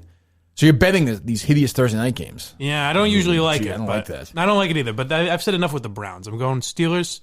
And then for my Sunday picks, I'll throw some over-unders in there as well. Okay. Who are the Patriots playing this week? Eagles. Oh, that's right. Prime time or 4:30? I forget. I think it's 4:30. I can't claim to know the answer to that. It's in Foxborough or no? In Philly. Mm-hmm. So the Patriots favored by what? I'm not sure. 5 or 6 or something? Is Philly good this year? 425. Is Philly good this year? They're okay. Yeah. They're not. It's amazing how little I know now. It's unbelievable. I know nothing about. I don't even know. Is Carson Wentz a quarterback there still? Yeah, they might win that division probably. The division stinks though, right? Yeah. And the Jets lose to the Cowboys lost to the Jets this year, right? Yeah, Cowboys have been struggling. So the Eagles are really all the Giants and Redskins are garbage. It's weird how little I know. It's like I used to be a big sports guy. I want to know more about these sports. I want to learn more about sports. It sounds like fun. Well, I was listening. Kevin actually made a good point. I was listening to KFC radio this morning, and they were talking about all the things, like the reason TV ratings are going down because we have all this. We have the internet and all this shit to do all the time, and like the reason video games are so surreal now. He goes, I can even throw sports into that category where it's like, yeah, back in the day we had fireworks and sports; those were our entertainment. True. And now what's the point of watching sports when we can put on goggles and play them ourselves? It's hard to explain to somebody. Like for me in 1986, in the summer, Roger Clemens pitched against Dwight Gooden in the All-Star game. Yeah. There was a chance to see Dwight Gooden pitch against Wade Boggs. And for me that day, or against Don Mattingly, or Clemens to pitch against like Mike Schmidt or Andre Dawson. For me that day, my friends and I would be playing baseball or basketball. Like, can you fucking believe this is going to happen tonight? This is actually going to happen tonight. And it's all you thought about and all you thought about and all you thought about. Then it happened. And then the next day, there was baseball again, or there was the NBA was coming up, and that's all you focused on. Now the All-Star game comes and goes, and you forget you don't realize it happened. Right, like Harry's 7 now. So when I was 7, the Celtics already won the 81 title, and I was obsessed with them. I would do the box scores. I would literally watch the game and do the box scores myself. I'd read the papers. I'd pay attention. I had Sports Illustrated subscription. That's all I cared about. I could have told you every player in the NBA. Harry likes to play sports. He doesn't give a shit about any of that stuff. Really? Couldn't care less about it. He doesn't. He likes strange. He likes playing baseball. He plays flag football. He plays basketball. He does all that stuff, and he's a good little athlete, but he and his friends, they care. You know what they care about? Fucking Minecraft. Yeah. That's all they care about. Minecraft. That's it right now. Before that, it was Beyblades. Now it's Minecraft. And whatever. It's never, they don't. Mookie Betts could walk into Harry's school today in regular clothes. Nobody would know who he is. Right. Nobody would know who he is. Tom Brady it'd be different. Sure. Gronk might be different. But, I'm trying to think of somebody else. Yeah, the Patriots in general might be different. Yeah, it's the old Mike Trout argument. That, I would always say back in the old days, Mike Trout's the best baseball player in the world. I would say Rob Gronkowski, retired, is way more famous than Mike Trout. Tom Brady, for sure, is more famous than Mike Trout. Bill Belichick is more famous than Mike Trout, and I think Robert Kraft is more recognizable than Mike Trout. I think Dave Portnoy is more famous than Mike Trout. I think that was an argument. I think I saw it. And were they arguing that before? I think that actually was actually a Barstool argument. Maybe. I think that's true. Like it's like this weird. I don't, whatever. I'm not getting that bored. Baseball is boring, but I think it's a good point by Kevin in that it's more of a, the most famous American to people under the age of 20 right now, or under the age of 15 right now, is probably fucking like, Logan Paul. Yeah. Like it's not, when I was younger, it was Michael J. Fox. Right. But that's like the same thing for them. That's all they care about. They talk about YouTube accounts and who has the most YouTube followers and like, Instagram, my kids were excited when we found out we got a YouTube page. They were like, I'm like, yeah, you're not going to be interested at all. It's not going to be, it's not going to be like what you like on YouTube. Well, kid, here's who Mark Moroso is. Yeah, Mike is not going to be, whatever the hell they're doing on, there are people with, 70 million followers on YouTube. So I watch some of these videos and I admit I'm old. I don't know what the fuck is going on. Yeah. I don't get PewDiePie. Like the whole watching other people play video games. I don't either. But Harry will be like, his buddy Leo, that he was going away, and Harry's like, I'm not going to see Leo, except I will see him when we're playing Minecraft. I'm like, oh my God, what? Like, what are you doing? But when I was a kid, same time, if I was 7, I could have done that. I would have done it. Yeah. I had nothing. We had Space Invaders. I had nothing. That's kind of how the conversation came up, because they were talking about video games and versus like back in the day, why fireworks exist is because there's nothing a else thing to do. There was nothing. There's no other form of entertainment. It's true. There's a Papagino's, God bless it, in Waltham. I hope it doesn't close down. Harry and I will go there. Kate sometimes too, but Harry has the early swimming on Monday, so I'll take him to Papagino's once a week. They still have the Ms. Pac-Man Space Invaders arcade. Oh, really? Yeah, and he loves it because he thinks it's so crazy old school. Imagine someone playing this. And I was like, I would do this for hours if I could back then. Like, this is all we had. We had nothing else. Yeah. Now that's my equivalent of walking up in the snow or whatever. But still, it's crazy. I mean, it can't be 30 years from now. There's no way that Harry's kids are going to say that. I can't imagine. Will technology move forward that much? I guess it will. It'll be virtual reality. You just be jumping in it? I think the video games will just get more and more immersive. Yeah. Well, Can you jump into like a bed and breakfast in Maine and just live that experience? Well, yeah, I think we'll have a VR rig. You will? Yeah. Oh, you think so? At the bed and breakfast, yeah. Wow. Well, Steve will kind of be the alternative for that world as well. It's an old school going back to. Way to get away from that. That's true. How old do you think you'll be when you call quits there? When I call it quits there, I'll probably die. You'll just die working? Yeah, I'll just flipping die the pancake? I'll be... How many blueberries Ma will come down one day and I'll just be standing there dead. You'll be standing there dead? Yeah, that's dead, quite with a spatula in my hand. Just standing? Dead, straight up. How will you do that? Rigor mortis. That's unbelievable. The geese finally got their revenge. Are you a guy? Do you want that big pancake the size of a plate, or are you more of a silver dollar guy? No, I don't want silver dollars. Sure, but I don't want it so unwieldy that it's just one pancake. I don't like that either. Stack. Yeah, you know what he likes to find with his pancakes? Softball. The Goldilocks. Yes, that's what I was looking for. So a size of a pancake like that. Walk me through it. How many blueberries go in there? Well, it depends. Specific number of blueberries in every muffin. Yeah, that's right. You really need to get the little blueberries. Oh, sure. We know that. Little of main course. blueberries. Sure, Yes. of course. We know that. So I would say you put about a half a cup. Interesting. Okay. There you go. I don't know if interesting's the word. No, it is to me. I saw a lot of people were interested in signing up for this ice fishing expedition. Yes. And I had somebody reach out to me who has a place up there in that area, and they're willing to host the Minifans there for a Steve Robinson getaway weekend this winter, if you're going to do it, Steve. I'll do it if you're coming. No, I will not. No. If this is the kind of stuff you're supposed to do, do a little movie of a weekend with the Minifans where you take them ice fishing in the main experience. You've got to do that for the show. Mike will do it. He'll go. I'll go. All right. Willing to drive up with him, and then he'll be killing deer and bulls and as long as I'm in the car and not in front of it. So I think we get 6 to 8 good Minifans, and we're giving them a real weekend here. A free night. The guy said the place is great, top notch. So you'll host them. You'll give them the main experience. You'll make pancakes for them. Yeah, I'm willing to do it. Ice fishing. Yes. The whole Robinson experience. Some deer meat. Yep. This will be the worst weekend of my life, but I'll enjoy it. We're only charging the worst weekend of your life. Jesus. Yeah, ice fishing with you. And we're only charging the listeners $2,500 each for it. That seems fair. Goes right That's to very me. fair. Yeah, Venmo it to me. I don't know what the hell that means, but there you go. Yeah. And that weekend, just show up. Don't worry about directions or anything. You'll find the place. Just come up to Maine. Yeah. Just come up to Maine and sign up. Well, you know the old joke. You take that left on that road, but the road has got some dirt on it, and actually, you know what? You can't get there after all. It's the old bit. Yeah, you can't get there from here. Right. Your terrible Maine accent is better than Steve's. I saw you tweet out a bunch of old sound of whatever the hell the team's name is. What is it? Bud Nye? Bud Nye, yes. People were asking for some of that sound? No. I think people were asking for it. I was. Yeah. All right, so we're going to make that happen. Obviously, free of charge. The Minute fans get to spend a weekend with Steve Robinson up in Maine. Wow. Done. And Mike Geary, by the way. Not Kirk Minihane. That's not happening. A little ice fishing. That seems very... fishing I could see being calming. Ice fishing to me just seems miserable. You're cold, yeah. It's not. It's very calming. It's I can see a nice, like a river runs through it. You get the waders on. You go out there on a nice Wyoming night. On a warm night, you're fishing. It's calm. You hear the water. Ice fishing just feels like you're fucking freezing your balls off. Like yesterday, you'd be sitting there. Yeah. I mean, if you dress appropriately and you pick the right day, I mean, it can be very nice. It can be very pleasant. You're just sitting out on the ice, taking in some nature. It's quiet. Every once in a while, you get a flag and you run. You pull up a fish. A couple of beers. Yeah. There you go. Fine. Okay. Of course. Maybe a little Allen's coffee brandy. That could be. Yeah. You'll be cooking for everybody. Yeah. Oh, good. All right. That's going to happen. Bring a little stove out on the ice. What's that? Snappers and pancakes. Yeah, it's not a bad weekend. No, if we do it, we'll get some venison. We'll do it right. Oh, wow. Killed himself. How many deer have you killed in your life? 2. Really? Yeah. Wow. Do you feel bad? No. He's out there hunting. Didn't mean this. No, I've killed one hunting. I don't mean driving. I'm just saying how many I killed. When you see him rip the life out of an animal, you see how much joy he has. I've killed 2 deer driving. Did you keep them? Yeah, I did. Yeah, I put them in the trunk. Brought them home. Yeah. Keep them? What? I tagged one with my Buick LeSabre on the way to work one morning, and I actually stuffed it. Tagged one. I actually threw it in the trunk. Tagged one. You did? Yeah, I did. I kept it. Oh, God. Was it dead instantly? No, I had to finish it off. Are you serious? Yeah. Oh my God. No, I was driving to work on my uncle's dairy farm. It was like 4:00 in the morning, and a doe jumped out in front of me.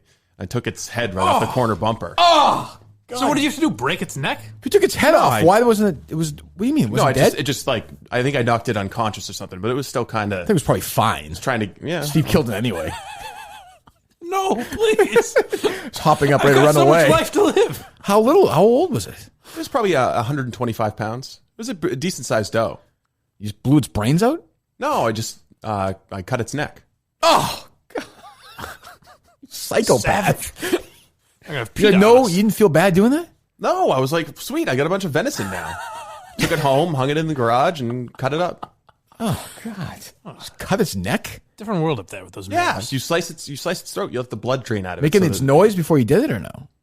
Yeah, I mean, it's a dying animal. What did it sound like? Do you think fully it's fully erect? Do you think it's going to go quietly? What did it sound like? It kind of sounds like because when it dies, it farts. Is that true? Yeah. Jesus Christ! By the way, I found that baby revealing fart video not funny. Like, I don't. Did you see that? That woman who revealed she's having a boy by farting. Did you see that video? No. Gender reveal videos don't do it for me. It's stupid. It's again aggravating. I think we all know that. All right. Gee, I don't even know how to recover from that fucking story. It's so hard. You're a fucking psychopath. You should have a little bit of remorse for the poor deer. Why? Well, because it is an animal. I mean, you know. Do you have remorse? What if it was a dog? If it was a dog, I probably wouldn't have eaten it. But you wouldn't feel bad. Was it a wild dog or is it somebody's dog?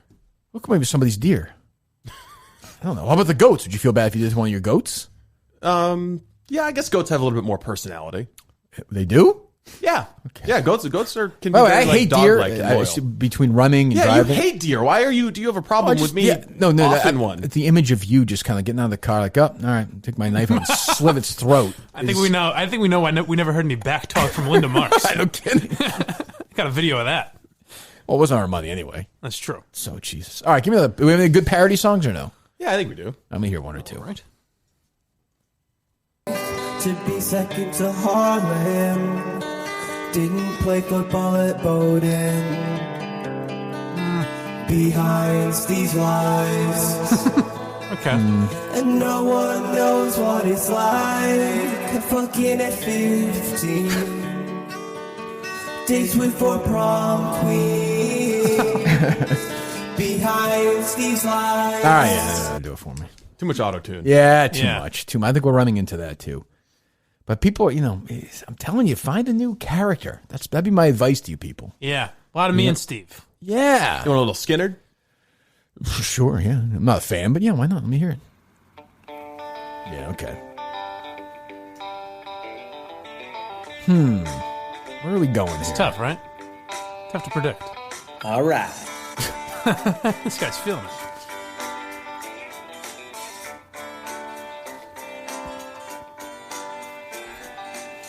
Random woman, I see you turning.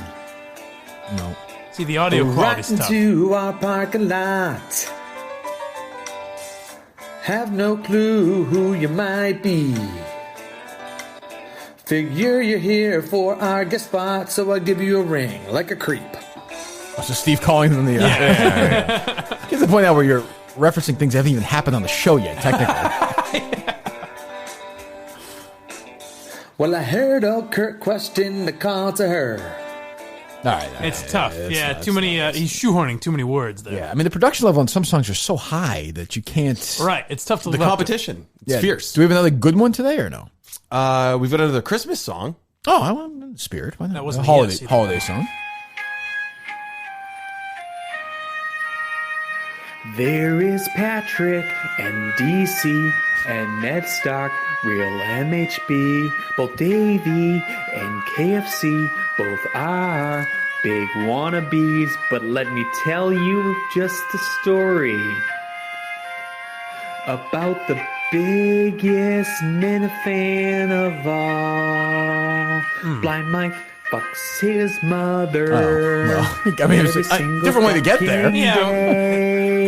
He strange takes journey. his red snapper and sprays all over her face. Oh, well, okay. Sometimes he uses Roman I'm listening now. so that he can last longer. But by the time he's done, Mima will be rotten. Wait a minute, that's just Then even one rhyme. fateful Christmas Eve, Mike's estranged dad came to say, Okay. Mikey, you've entered your sweet mom more than most anyone. Mike likes to unload his... We've abandoned all theme, rhyme scheme, all musical. any musical traits. I'm all for experimental abandoned. music, but I know Someone's like, yeah, this is Dixie chick. Blind Mike fucks his mom. we've got the Mike boilerplates at this point. Yeah. Mom, he fucks his mom. His grandmother's dying. Right. His mom was at the shooting, and he's blind. I think the shooting one is still fun. 'Cause It it's is. so It is. over the line. But it has to be used correctly. Though. Yes. Like there's, that's... Yeah. All right, I agree with you, Mike. That is an untapped comedy reservoir. Yes, I do agree with that. We got two more. If you're still Are they good or no? they're said we got a lot? They're not as good as the bed and breakfast one. You said we set got a the bar lot very today. high. You said we got a lot of them today. Yeah, we did get a lot of them. So we've played 7. We played 7 already? Man, Yeah, a bunch of them we we spiked right off stopped the a bat. bunch right away. Yeah. Give me bed and breakfast again. For a small, quaint hotel. He spoke in some strange accent, and he showed me the way. We walked into the house, and that's when I heard him say, Welcome to the Big Steve Bed and Breakfast. I hire high school kids. I'll teach you how to fish. 6 rooms here at the Big Steve Bed and Breakfast. I'll hand my wife the broom. She can clean your room. I decided to stay there. Steve took my coat. I slept pretty well until I was awoken by a goat. I struck up a conversation as he was feeding his pigs. He said his business was based on the fact that gay people don't have kids. That's maybe the second best line. That's a great line. Something exciting to see. He took me outside to look at some dumb, stupid leaves. Then he cooked up some breakfast, served it on a plate. It was a giant stack of Aunt Jemima smothered pancakes. Welcome to the Big Steve Bed and Breakfast. High school kids. I'll teach you how to fish. 6 What a plan. at the Big Steve Bed and Breakfast. I'll hand my wife the broom so she can clean your room. Before I knew it, we were fishing on a beautiful lake. We had to cut it short because Steve had some beds to make. Then we went to the garden, pulled some vegetables. Here comes This Mike. is how he does it, cause it's farm to table. That's pretty good, too. He's a real genius, To though. my surprise, he's an author. At least that's what I saw. He goes by the pen name of some guy named Howie Carr. Finally, it was over. It was time to leave. It was my pleasure staying at the house of Big Steve. That's great. And that, of course, is a Stephen King reference. Guy's a Weird Al Yankovic. You know, he's, Really he's is. better. He's Really better. is. Yeah. Oh, it's incredible. His voice is perfect for it. All right, give me one more.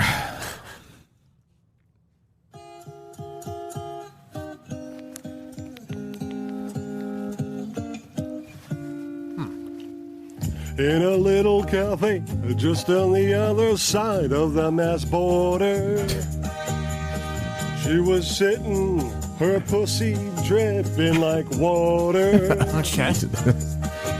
So I started walking her way to show her son wasn't gay. And I knew I should run when I heard her say, come a little bit closer, you're my favorite son, so blind and so strong. Come a little bit closer, I want a bone, and the night is so long. I like that this guy's clearly having fun. So we started to dance. I just think about how crazy these people are. I got a chubby. And I looked at my stepdad and showed him who's daddy. This is just a disaster. All right. It's funny, but then He's having fun with it. he was having fun with it. That's for sure.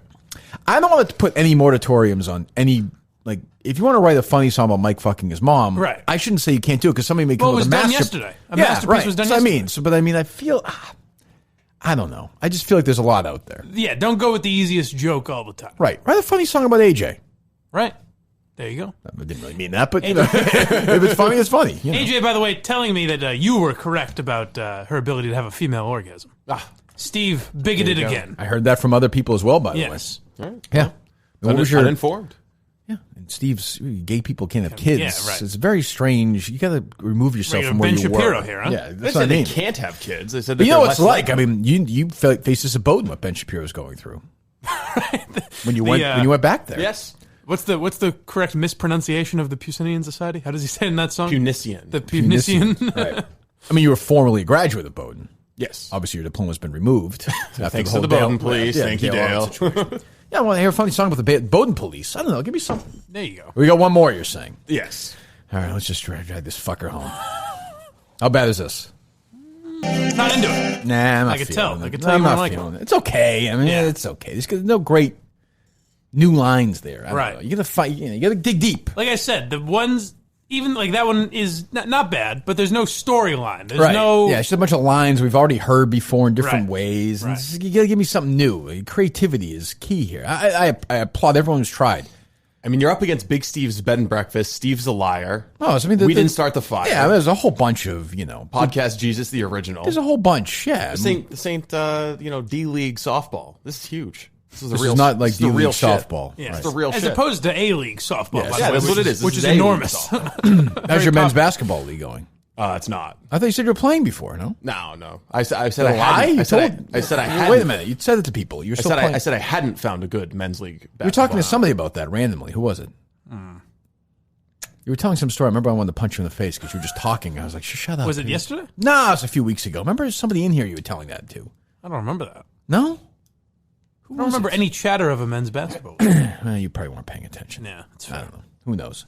Any other stories we got for today here? Oh, we got Manscaped right now, right? Yes. Support for the Kirk Minihane Show comes from Manscaped. Number one, men's below-the-belt grooming. Manscaped offers precision-engineered tools for your family jewels. Damn it. Manscaped is forever changing the grooming game with its Perfect Package 2.0. Also has the Lawnmower 2.0. The Perfect Package 2.0. It's time to get clean with that. For the on-the-go freshness you'll love, by the way, the Crop Reviver Ball Toner Spray. Do it. Always use the right tools for the job. Your balls will thank you. 20% off and free shipping with the code Kirk at manscaped.com. That's 20% off with free shipping at manscaped.com. Use the code Kirk, K-I-R-K. Steve, it is now Thursday morning. Have you had any cock pictures sent to you? I have not. It's strange that I don't people are understand more that. open with their I've been in a bodies. funk this morning. I really I don't understand what's going on here. They don't understand that everyone eats with their eyes first. It's true. I suppose that is true, Steve. Except for Mike. Right. Did you eat the deer that night? No, you gotta let it sit. You gotta let You it do? hang. There's like a little bit of a It's like a fine wine. Are deer better? Like, Yeah, let it sit what's for the process? It's a controlled rot, is what it is. You have to let them hang upside down. You have to let the blood flow out of the meat, and there's some enzymes in the meat that tenderize it as you let it age. So let's say you were in the middle Around of like the 40 degrees. Let's say you were in the middle of the woods, like you were just on your own, like one of those movies, and you found a deer and killed it. What would you do then to eat it? I would hang it upside down for a couple of days. I would let the Like a blood tree drain or out of something? it. Yeah. You hang it up by its feet, and you let it all the blood drain out from its neck. And then what would you do? I would probably quarter it and package it, depending on what I had available to me. Yeah. But I mean, if it's hot out, you just eat it up as fast as you can. Maybe dry some of it out to make. Don't you worry about jerky. bugs and shit? You know what I mean? What are you going to do? You start a fire, keep some smoke going. Yeah. Okay, interesting. 20% off and free shipping with the code Kirk. Any other Manscaped readers asked that question? I don't know. Maybe. Manscaped.com. 20% off with free shipping at manscaped.com. Use the code KIRK. So there you go. I saw that that Sources Say guy on Twitter? Mm-hmm. Yes. He tweeted out that everybody at the EI had to sign some. I don't think that's Seemed a little off the mark. Yeah. That seems. My understanding is very untrue. I don't. Has think, anyone there signed any kind of That- agreement related to this? I think that's possible. I think the two principal characters may have, but I don't think. I mean, I can just tell you from being at that company, there's no way.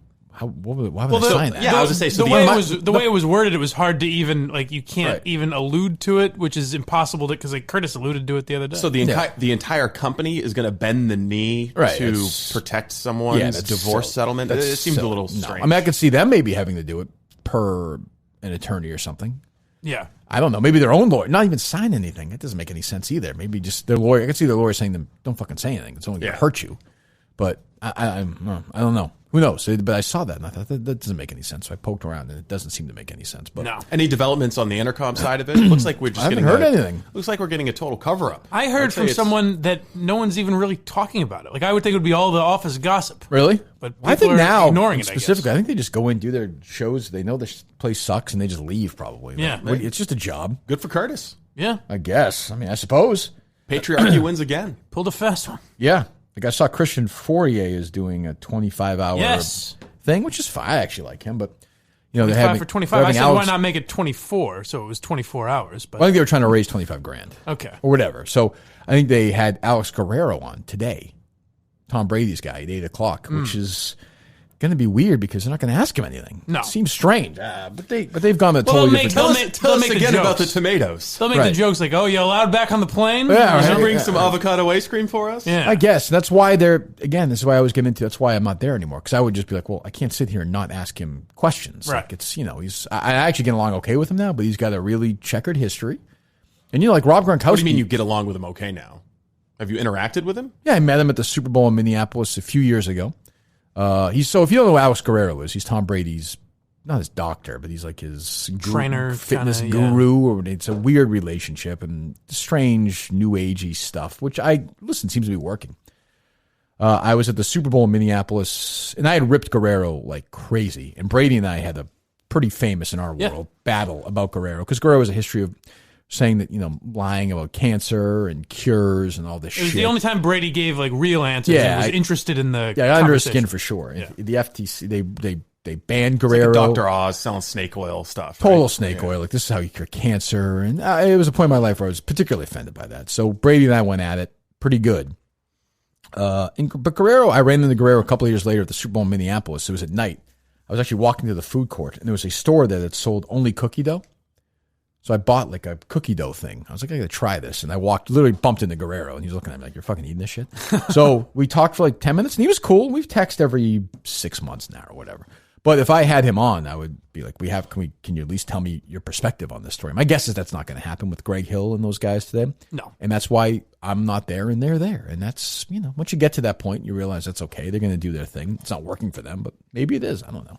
And there's no way I wouldn't be able to talk about this Curtis Lucy thing. Impossible if I was there. I just wouldn't be able to. I'd be like, you'd be doing a show with him. Yeah, I'd say, would you have them both on, or would they be gone? I don't know if that would happen. But Would they be gone? I don't know. It's a good question. I don't know, but I guess they're going to avoid it. So, but you said Curtis got through the fire, I guess. So good for him, I guess. To the point where he's like, it's a social media overreaction. Will you be invited to the wedding? That's a good question. I'm going to say probably no to that. Yeah, I'd be surprised if they get to that point. But listen, good luck to them. Greg Hill, best man. I could see it. I could see that. Interesting. Yeah, I mean, I don't. Nice to have both you and Greg Hill in the wedding party. It's also funny. A story like that happens, and I'm so removed from that place that I barely know anything about it, other than I had a brief conversation with Mutt for like 2 minutes about it, and he was like, I don't really know. He's like, I don't know. I don't know anything. I don't know. I'm staying away from it. I mean, even if probably doesn't want to know. Yeah. If there was some big affair at Barstool, we still wouldn't know that much. I mean, we're both for sure. We're pretty much removed from the sports world, from the political world, from the corporate world. We're like in a bubble. Yes, we're in our own that world. is like the Miniverse, the Minihane world. That's true. Yeah, which is good. I don't, what the fuck do we think? I don't give a shit. You think I care if fucking Casey Smith married whoever, fucking Jared Carabas or something? We'd be a little fascinated by it. Is that a rumor you're starting? It's not. You hearing something? That is not at all. But like, I'd be like, all right, they seem like nice people. I don't really know. I mean, I know Jared a little bit. I don't know Casey really at all. Good for them. Good luck. I know that part of it is not. I don't know. Was there any backlash to Erica's tweet? Did anybody at Barstool get in any trouble for loitering around the office or anything? Come on. No. Barstool seems like it's been quiet. Must have gone and done some TikTok videos. There's not a lot going on at Barstool lately. Not a lot of fighting. They waxed chaps. I saw Martha Stewart something about that. I didn't really understand that. I wasn't really. Martha Stewart gave out their number, the number By for mistake, Barstool or? Radio. I'm not sure how that happened, but then some people were calling for Thanksgiving recipes. I don't know. That's funny. We got good coverage in the stool scenes, the most recent one that they just put out. We'll be tweeting that out today. Great. It was a great coverage of the vigil. Oh, yes. good. Wonderful. Yeah, no, there's some really good footage of you. I don't know if you watched it, but you'd I did like not. it. You'd like Did it. you? Good. Did you? Have you got any closure with any of the Barstool stuff with you? Have you talked to Dave at all, Mike? Or we had a big long talk, and he apologizes, and he says he does like me deep down. Well, I know you thought about it. Have you come to any other conclusion a few days later, or no? Me? Yes. Well, kind of what I said earlier, that I'm a little annoyed, and it didn't occur to me till afterwards that, like, how many fucking pictures are taken of me anytime I go there, or comments, or people laugh at me because I'm looking at my phone funny, or I misstep, I trip over something, whatever, and that's all fine. But I make comments on a podcast and on Twitter, and that's a big fucking deal. Shut the fuck up, you blind fat fuck. And that would be the response. Yes. But I don't know. It just seems kind of unfair, I guess. Geez, yeah, I'm going back. Somebody's tweeting at this. I'm going to get her name wrong. The woman who wrote this Globe story. Mm-hmm. Osterheld, Jenee. Jeanine? Jean. Jean. You think that's Jean? Yeah. Okay. The column says, the column says, if students shout outside the event, they will be subject to disciplinary action. That's not true. So the BU says it's not the case. So, I mean, it's just, people just make shit up to just try and get a rise out of people. Yeah. God. Well, you must know there's so many, like... I'm sorry, Mike, 'cause I'm going to read this tweet. Journalists can pretend it's straightforward, but neutrality is harmful when we're talking about oppression. To be unbiased in the face of supremacy is to give supremacists power. That's exactly what I was saying earlier, right? I think I fairly framed their argument. Get your arms out, Steve. Congratulations. Why are you taking a victory lap? These guys' arms are like, yeah, that's right, motherfucker. How's she saying that? Okay, you're right. What is Ben Shapiro a white supremacist? No, he's an Orthodox Jew. Well, you can be both, can't you? Self-hating Orthodox Jew? I suppose he could be, yes. Do you think she even knows that? I don't think it would matter. Boston Globe, her Twitter bio reads, Boston Globe for the culture. Needman Fellow, Harvard, MSU alum, she, her, hers. I mean, you just can't, it's just like, it's in the blue check mark. You can't even, the whole thing is a parody. Did you reach out to her? No, I haven't reached out to her. I can. Do you want me to reach out to Shapiro as well? Sure. I guess. Yeah, why not? Yeah. I want to get his reaction to the story. When it comes to that stuff, if you associate with Ben Shapiro or Milo Yiannopoulos or any of those guys, you're a white supremacist. Like Milo Yiannopoulos went on that Legion of Skanks a few months ago. Yeah. And people wrote white supremacist podcast Legion of Skanks, which is hosted by 2 Jews and a Puerto Rican guy. Right. So, I mean, come on. There's nothing you can do. It's just total insanity. But I mean, again, I think this... I mean, so I don't even know, the Globe, it is fascinating. They just hire people like this and just say, write this shit, and I don't know. Who knows? Well, you must see it when people read about you, where you're like, well, that's not true, that's not Of true. course. That's not. But that must make you think like, well, then what have I read that I've just assumed is true that isn't true? Well, yeah, you know what I'm saying? But I'm serious when I say, I mentioned earlier, and it's an old book, and now it's almost antiquated. You don't even need to read it. When I read Bernie Goldberg's book, Bias, for the first time, it was eye-opening. But I don't even mean biased. I mean just things they get wrong, where they're like, Kirk lives in Winchester, and you're Right. like, I live in Lexington, you know? Yeah, well, I mean, yes, but I think, it's... So I'm Googling Shirley Leung right now, and the first thing you get first one you get is me, and then the second one you get is Murchison with her name. But she wrote like that thing right when it was a year ago tomorrow. She wrote that Entercom made the right call with me leaving, and like she basically did a thing where she said I'm racist because I work with somebody who mocked on Yi. Mm-hmm. So first of all, Fourier is not racist. No. And she called me racist because I work in the same company as somebody who did that. Like that in her mind, that it's just It's like the racist transitive property. right. So I mean, she works with Brian Marquardt? So is she like A does perv? Does she lift her pants up in front of college kids when they walk by her? Probably not. By association, sure. Yeah, I mean, so it's like it's unbelievable, and that's where it gets kind of I don't know. It's crazy, but so that's frustrating. So all right, so we'll reach out to both of them. Yep. I mean, probably neither one will come on, but what's that? I don't think anyone from the Boston Globe will ever come on this. Nobody from the Boston Globe will ever come. No, I don't have a single. Because it's the same thing. If they acknowledge you, if they acknowledge that there should be any kind of open discussion with you, it's like giving in to the evil that is Kirk Minihane. And they can't describe it. They can't say why you're evil, but just even recognizing you is admitting that you're someone worthy of having a conversation with. Well, I just can't. The one phone conversation I really had with Shirley on the phone, I just couldn't believe how dumb she was, and B, how just evil. I was like, oh my God, this is the forces that you're battling against. And Linda Pizzuti and John Henry just say, yeah, go get them. And they promoted her and then they demoted her. But no.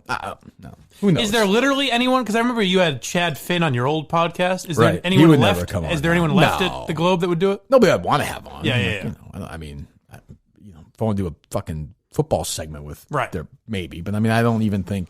Ben Volin wouldn't come on. Probably not. No. That's probably true. But I don't know. Probably not. They might not even be allowed. There's almost nobody in the Boston media who would come on with me anymore. Really? I mean, Browdy will do it for 2 minutes, but I mean, and I don't really care, but I mean, he's just sort of... Would Zolak? Like Probably not. I think 98.5 they're guys? all nervous about association because of Murchison. Yeah. I get that. I mean, they're just trying, they don't want to get in any trouble. Because Zolak does Barstool shit. He's, But yeah, this is but different. safe Barstool Yeah, shit. yeah. Like, I like those guys, but that's a different, Yeah. I mean, there's nobody in 98.5 who would do anything for this show. No. Certainly not. I can't think of an example. I can't think of one. What's that? What? No, this doesn't work that way. No. Jesus.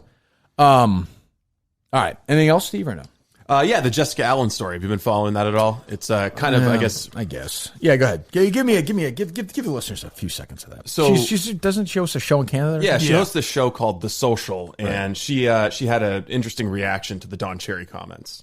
Let me hear it. I think it struck a nerve because I'm told he's a Canadian icon and he's a symbol of the great sport of hockey. Hold on. She's told? Hold on. She's in Canada, right? Yeah. So that would be like somebody in The View, if I'm getting this right, saying like, I'm told whoever, I'm told Tom Brady is an icon. Yeah, I'm thinking of a in the television States here. equivalent. Yeah. Boomer Esiason. Yeah, my understanding is that, whoever it is, the host of the biggest show, like Al Michaels or somebody. Yeah, go ahead. The sport that unites us across this country. And that narrative is the one that strikes a nerve with me because I don't worship at the altar of hockey. I never have. And maybe it's because of where I grew up, but and going to a couple different universities, there's a certain type of person in my mind, in my experience, who does. And they all tended to be white boys who weren't, let's say, very nice, They were not generally thoughtful. They were often bullies.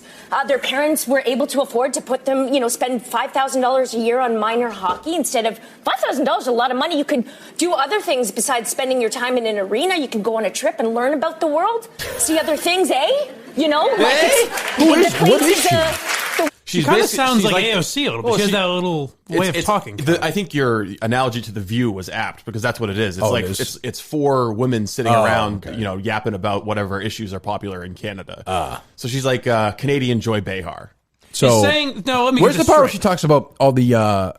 Did she talk about the part where all the young black kids play basketball and how they're terrible and stuff like that? Did she talk about everything like that? Or not in this episode. But just the young white boys who play hockey are evil. All entitled rich assholes. I mean, saying all white boys do anything isn't offensive to people? I don't know. You can generalize about white people. Also, I'm using the basketball as an example. If somebody said all young white black kids who play basketball, it'd also be fucking stupid. It's wrong. Just like saying all young white, it's just so dumb. That would be a huge. If of course it would. If Scott Van Pelt said that today or whoever. Yeah. And by the way, he would deserve to take a lot of shit for it because it's a stupid, broad statement with absolutely no facts at all whatsoever. It's like the Camp Hannes thing we played the other day. Right. There's no fucking. So it's just these people are repulsive. So do you think she's been drummed out of polite society, or did she come back and have a successful apology? I'm going to go with the crowd went, I'm going to go with B on that one. No. As many of you know, part of what we do on The Social is talk about trending topics, and today, Jess Allen, it is you that is trending online. That's true. So yesterday we talked about why we think Don Cherry being fired struck such a nerve across this country. It turns out I struck a nerve with many people when I spoke of personal experiences with specific people who were hockey players, white, not typically kind or thoughtful, and often bullies from affluent families. I wish these experiences didn't happen. And they in no way negate all the positive experiences millions in this country have had with hockey, including my stepdad, who watched. But here's why me generalizing is different than when Don Cherry did. And my lived experiences certainly don't. So here's the point where I'm making shit up totally and going against all my beliefs because I really do hate hockey players. Yep. And by the way, it's a stupid thing to say. No, but it's her lived experience. Yeah, well, maybe. So Don Cherry should have just come out. It's my lived experience that immigrants are ungrateful. It's also, I don't even really consider it a stupid thing to say. As a white boy, I understand she's generalizing. She doesn't mean every single one. You know what I mean? Like, she just generalized. Well, she does say that hockey players all tend to be white boys who aren't very nice. She's wrong. They're not generally thoughtful. They were often bullies. Yeah. But that's her lived experience. I don't mind her saying that. I just think I think Don Cherry should be able to say what he said as well. Not say you're obviously a dummy. And congratulations on your shit show and continue to do it. And, but she's not going to lose her job, right? No, you should. I mean, when you get to the end of that clip, the crowd goes, "Oh, you're so courageous for apologizing. It's your lived truth." These audiences are they're just as bad. I mean, they're not even listening to her yap away about that. Like, okay, here's the part where she apologizes. It's great. She's clearly just reading it from a cue card too. It's just like it's so inauthentic. Yeah, she's telling the fuck off. But I mean, is she gonna lose her job if she didn't apologize? The best TV apology ever in front of an audience was, did you ever see Michael Richards apologize on Letterman? Oh, God, with Seinfeld? It's the greatest because the audience doesn't know the story yet. Like, it's before social media and all that shit, so they don't know what's going on. So they think it's like Kramer coming on for a wacky segment, and they're laughing at him. It was at the very, very beginning. I remember seeing it online. Because it was like the very beginning of social media. Yeah. Started screaming the N-word at everybody. And storming off, which was bizarre. He literally never recovered from that. Which is the Curb Your Enthusiasm episode did a good job of making fun of it. That's true. But I mean, he's kind of gone away. Yeah. But yeah, you can't. You're not gonna. Nobody's ever gonna believe these apologies ever. Nobody's gonna be like, "Oh, meaningless." Oh, they're sorry. Oh, okay. I didn't realize that. It's just fucking silly. It's dumb. I don't get the idea of like, well, he should apologize because the people that are asking for apology are never like, all right, thank God. Well, that was my. I can forgive him now. That was my attitude with the Aaron Andrews thing. Honestly, like. I mean, I didn't handle it well, I guess, but I was like, I'm sorry for using that word, but what I believe about her as a journalist is true. So you want me to apologize, even though you know if I apologize, it'll satisfy no one. Like if I apologize and you think these people still wouldn't write about it or reference it, of course they would. Right. They don't want you. They just want you to feel like shit for a little bit so they can feel better, then move on to the next kill. As a listener, even if I was offended by it, I would say, Kirk's an asshole, and then I'd listen on Thursday. Right. When you apologized, I wasn't like, all right, it's safe to like Kirk again. Right. And I mean, and it's true, if Erin Andrews was really heavy, she wouldn't have the job she has. Ooh. What do you want me to say? Disagree. Bang on that. Well, you think that's not true? I think she's very talented. Yeah, I mean, she was too. I mean, that's life in television. That's not even. That's everybody. Buckle up, Buttercup, because you're in trouble again. Whatever. But I'm just saying, I mean, but that doesn't make what I said about it wasn't stupid. Of course, it was stupid. But I don't. Sideline reporters in general, even when it's men, it's never an ugly guy. Of course, that's now guys. Now there's a hideous double standard. I mean, whoever, pick a guy on TV, Bill O'Reilly. Right. No women that are the female equivalent of Bill O'Reilly physically are going to be on television generally.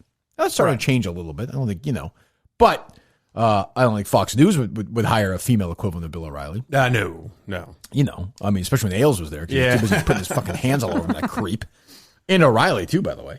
But there's, looks matter on television. People want to watch good-looking people. They just feel that's not. I don't think it's anything new. I mean, if you start saying that's actually, I think the standards are getting higher because of the HD cameras. Yeah, but I mean, if you get to the point where you're starting to say, "Geez, I don't know, maybe Erin Andrews, maybe her looks wasn't I mean, now you're just being insane. Like she's great looking, and that helps her, but even doesn't mean her career's any less. Whatever. I mean, even when people get applause for hiring a fat person, it's like, wow, it's always a good-looking fat people. You weren't brave for the Ashley Graham thing is insane. Oh, people are like, she's hot. Yeah, she's not a bad-looking woman. No, not at all. But if they start hiring, put it this way, if they replaced whoever the CBS sideline reporter is now, I don't even know who it is. Who's the one with Nancy Romo at this point? Tracy Wolfson? Yes. Yeah, so let's say Tracy Wolfson retired. They replaced her with William Benditson. I'd be impressed. I would say that's I didn't expect that. Thank you, Jim. There's a lot of excitement down here on the sidelines. Right. Or the groom from the wedding a couple of weeks ago. Right. Steve compared to John Gotti yesterday after the show. It was looking good. You took issue with that. I did not. I just thought it was a funny. Have you ever seen a poorly dressed gangster? No. I guess not. No, Tony Soprano always dressed well in public. That's all I was saying. Yeah. I mean, around the house he had the robe on, but he would always dress. That's true. He would usually dress up pretty nice. Yeah. Not crazy, but he was a good dresser. Sharp dresser. He said, Bill, the guy looked like a real criminal in your clothing. Oh, God. Anyway, what else? Anything else? I did pull up the Michael Richards apology on Letterman. I think it's going to sound weird. I think it's going to be too disjointed. I think you need to tell the whole story. And we can do this some other time. But yeah, he was one of the first in the very beginning of social media. What year was that? 2006, actually. Wow. Jesus. Yeah. I remember being it was like the first iPhones had just come out. Him and then Imus. I think he might have been the end of 06, and then Imus was the beginning of 07 or something like that. Yeah. Yeah. That was kind of the start as I remember it. And I remember and it was sort of on, it was literally on your computer, you'd see it. An iPhone or anything. Then you saw it, you think, well, geez. It was even back then, I remember it was like, you'd look it up on YouTube, but it was still kind of work to find it. Yeah, YouTube was pretty new then, sort of, like in terms of that's true. And it came out, and, he was at some stand-up place, and it wasn't funny either. I mean, he's just, started randomly screaming the N-word, and pretty much that was it.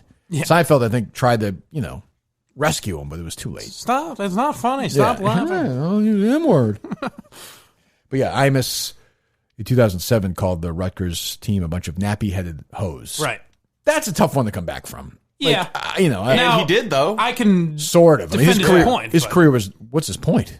The point I believe was that he was trying to use rap terminology as an old white guy. I guess. Yeah. When has that ever worked out? I would say professionally. I'm not saying it should have worked out. Professionally, I'm all for free speech. I probably would have punted on that. Might have advised against it, but I understood what he wasn't. I don't think in that moment he was being racist. There's a lot of stories about him being racist. I think he's racist. But, yeah. So I think that. Yeah. But his career never recovered from that. I know he's on the radio, but he was never as prominent ever again. He's gone now, right? He quit a couple years ago. Yeah.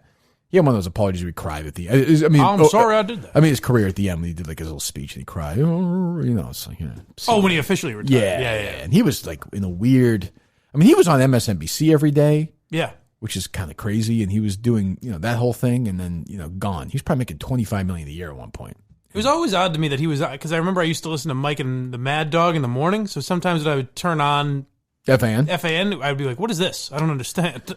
I thought Imus' show like 20 years ago was actually pretty good. Really? Yeah, they had some funny sidekicks on there, and they talked about stuff. They made fun of people in the news. They made fun of politicians. Like, it was a different... Like, I actually took some from Imus, honestly. Like, really? He was, by the time I got to him, he was past his prime. He was just a crazy old white-haired guy. Yeah, he was just like rambling. And he was obsessed with, charities and salsa and and he was just a hateful fucking asshole. But he had a good show going for a couple of years. And Stern hated him. I mean, that was like a holy war of radio. But those guys are over. There's no big radio guys anymore. They're all gone. No, yeah, pretty much. I mean, like Steve always brings up like Rush, but there's no one not political that's big like that. No, God, no. I don't even know the biggest radio personality in the country is now. Well, it's Hannity. Colin Cowherd. I mean, are we measuring it by, listeners, stations, affiliates? I don't know how exactly you'd even measure it. Like, what is Sean Hannity's radio presence in Boston? And like, who talks about him, Yeah, I mean, he does have a station. He's got an AM station in Boston. I mean, like 53rd in the radio. Yeah, but I mean, Boston. I mean, he's got more coverage in the country than a lot of sports people do. Oh, I don't doubt that. Yeah. But I mean, is there anywhere where Sean Hannity's number one in the ratings? I can't imagine. There's no show that people walk into work and say, "Oh, did you hear whoever on the way in?" No, that's why I think we have a little niche. Like honestly, like we're not the audience that Howard Stern has, but it's a show where people are like, "Oh, what's going to be like tomorrow? How are they going to handle this? What was the? Oh, we should. I mean, we should. I suppose." If you want to, Steve, announce the election results. Oh, yes. Go ahead, please. Right. Yes. I don't want to, I really thought that you were going to suspend the entire election. Let them do what they want. It's their Discord. It's their page. I'm a part of it. They I'll respect the election results, for now. Right. Until we have to dismantle the entire government. The Is Steve Funny one. I've not seen the results of that. That's interesting. Oh, did you see them? I haven't seen any of them yet. So the Is Steve Funny came down to 793, yes. Okay. 786, no. Ooh, boy. Wow, that is a tight race. So 50-50, really. That is a tight race, yeah. I mean, essentially. You know what? I was thinking about this yesterday, because Steve had a few bombs yesterday, a few DEC moments. I think the B&B thing might have helped him yesterday, though. But there was also, he said something, I was thinking about this last night and laughing. When you said he was eating when he called you, yeah. And you're going, what did I say? And he goes, swallow that. I got something to tell you. Yes. That made me laugh a lot. It's funny. He can be funny. He's a funny guy. Yeah. Laugh Factory. Yes, you are. President. That's where Kramer performed, oddly enough. That's right. I think it was, right? Yeah. President DEC has a 77% approval rating. So he ran unopposed. Oh, good. Yes. Well, congratulations. So they changed those into approval ratings. So that means. Oh, okay. Yeah. Okay. First Lady Lauren Lynn, 78% approval. Oh, congratulations. Okay. Vice President Patrick, my daddy, the runner, or I guess the director of the Discord, even after the events that transpired, 79% approval. Huh.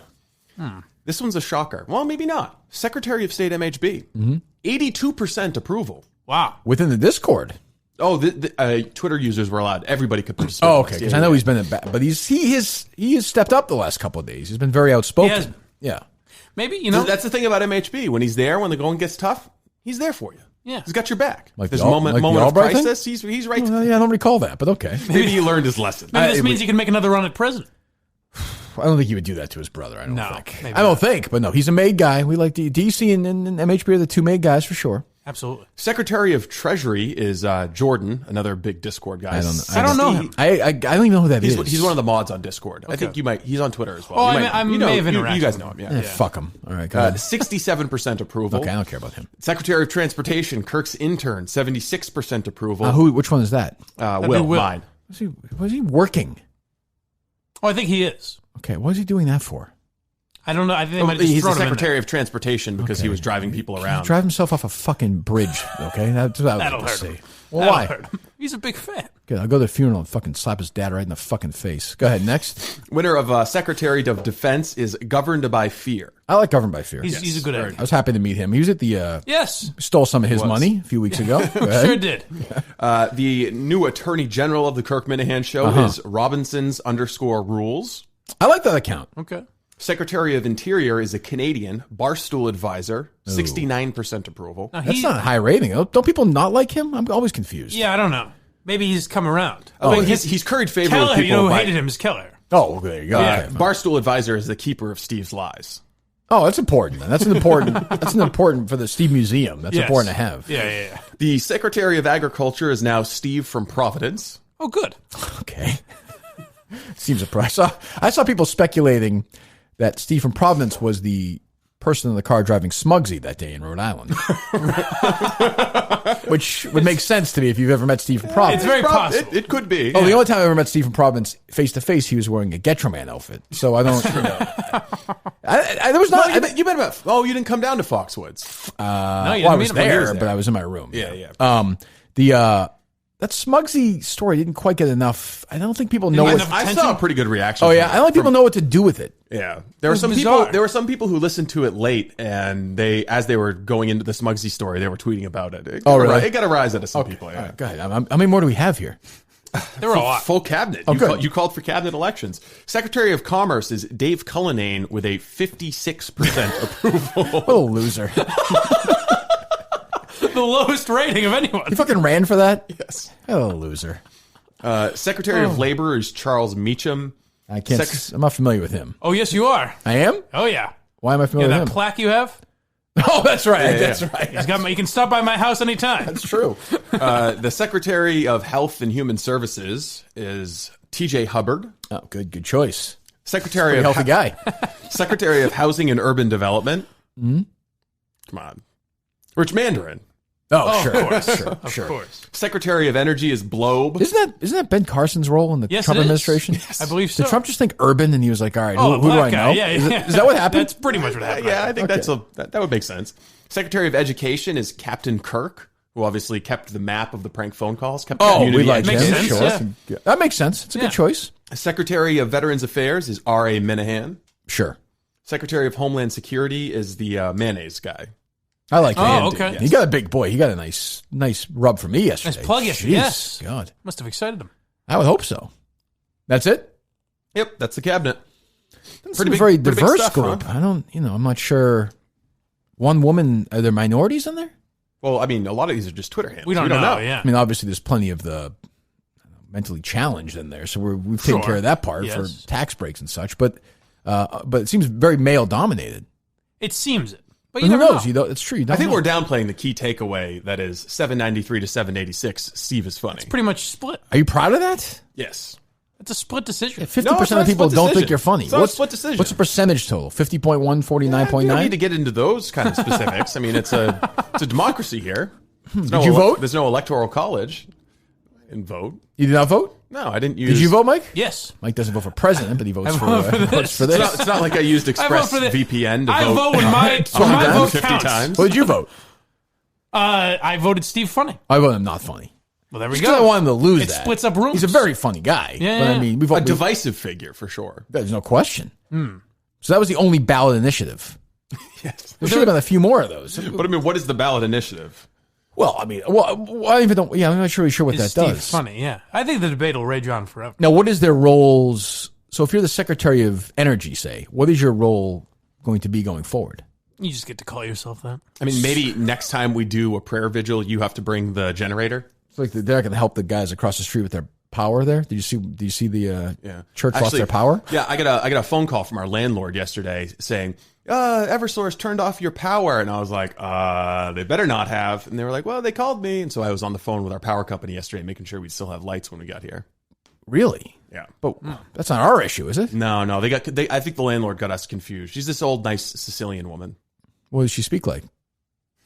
Like an old, nice Sicilian woman. Give us The landlady? Give us a little taste. What do you mean the landlady? Landlady, yeah. Of this building? Yeah. Is an old Sicilian woman? Yes. I thought it was a guy Her that name liked is- our show. What about the guy who likes seeing you with your shirt off? He's the, no, that's the tenant downstairs. What happened to him? Have you seen him? He's still running his business. No, I haven't seen him for Any a while. relation? Because they're also Sicilian. I don't think so. The guy who is a fan of the show is, I think, the grandson or the nephew of Sita, That's the woman who called you yesterday? our landlady. Yeah. Sita. Oh, okay. Sita. Okay. And you... I talked to the power company. They done I don't know. electricity I don't off. know. I'm not sure about that. I want to hear more of his accents. Italian won't get us in trouble. I'm in the room. He's our ambassador to Italy. But that was all taken care of. Yes. Okay. Yeah. I feel bad. I feel bad about the church next door. I'm not sure I've never, other than that first night when we interviewed Artie, I've never seen anybody there at all. No. There have been people there in the mornings. I think, again, there's like a group of kids who go there, gather there in the mornings. Before school or something? Yeah, and then they walk down Yeah, the quick street. prayer to and then go to school? Yeah, maybe some chalky milk, a little snack, little church organized fun. But there's no power there? Not anymore. And I'm kind of surprised because they don't use that much electricity. Yeah, what's going on there? I would imagine that their electricity bill is probably $15 to $20 a month. It's not that big, right? It's not as big as our place, right? No. Hey, let's get a fund together to help out the people next door. That's a good idea. Start raising some money. Yeah. Huh. Well, all right. Maybe they need a charismatic new religious figure to encourage people to pass the collection plate. Should be you, Steve. That's true. I'm not podcast You're much Jesus. more in I've the done religious. enough. I can start having a little offspring, I think. You know, I'm sure Joel Osteen is You some mean of apostles? Yeah, right. Reverend Robinson. Yeah, you could do well with that. No? Sure. All right, so that's we'll keep an eye on that. Go for it. It's very important. Is the Shapiro thing tonight? Or no? I'm actually interested to see what happens. Should we head down there? I'm not that interested. To avoid Boston as much as I can. I texted him to see if he wanted to come on, and he's read the text, but hasn't responded. Who has? So. Shapiro. Oh, really? How does that make you feel? Me? Yeah. No, Steve. Oh. Put on the pay no mind list. Was he on Howie a lot or no? It says, no, he wasn't on Howie a lot. There was a divide because, he was a never Trumper. Howie was a big Trump guy. It was a long-lasting division in the conservative talker community. So Shapiro's, no. Shapiro's anti-Trump. Yeah. What the fuck do these people want? Is he really? Yes. That's stunning to me because I just assumed he was a big Trump. I've heard him criticize Trump, but he's like, no, I mean, his argument now is virtually like anti-Trump. Yeah, and during the election he was. And they're still against him. He was like, he was one of the signatories to the big Never Trump issue of National Review that started the whole Never Trump thing. Okay. But his argument, I mean, I guess he's on Trump's side now because his argument is, the liberals are so deranged now that, Trump is a good thing all of a sudden. Yeah, I think there's a lot of people that think that. I think that's going to help Trump a lot. Yeah. I'm looking for I don't know. So, all right. So all the stories are, they call it. The story says that it's going to happen on Wednesday. So. Well, that can't be right. Is it the 20th then? Oh, maybe it's next week? Yeah. Maybe it's the 20th. Oh, okay. Well, we might still have some time to book him. Shapiro might be one of those guys where you have to go through his planner or his scheduler. Yeah, I don't feel like doing that. You can do that. I won't be doing that. That's your job. Yeah, of course. Okay. All right. So, I think that's it for today, unless I'm missing anything. Yeah, and then tomorrow we'll have Adrian. Yes.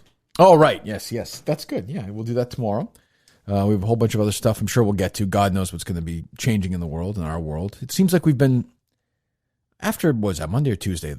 Tuesday was the... Seems like things have been calm right now. It's been a few calm days where we can just bullshit for a couple of hours. I don't know when that's going to change. I suspect soon. Maybe tomorrow. Well, you never know. I mean, Steve and I have a couple of fires in the old oven, right? Yeah, I think we do. I think this one's going to take a little while to cook, though. Yeah, it's like a deer. Yeah.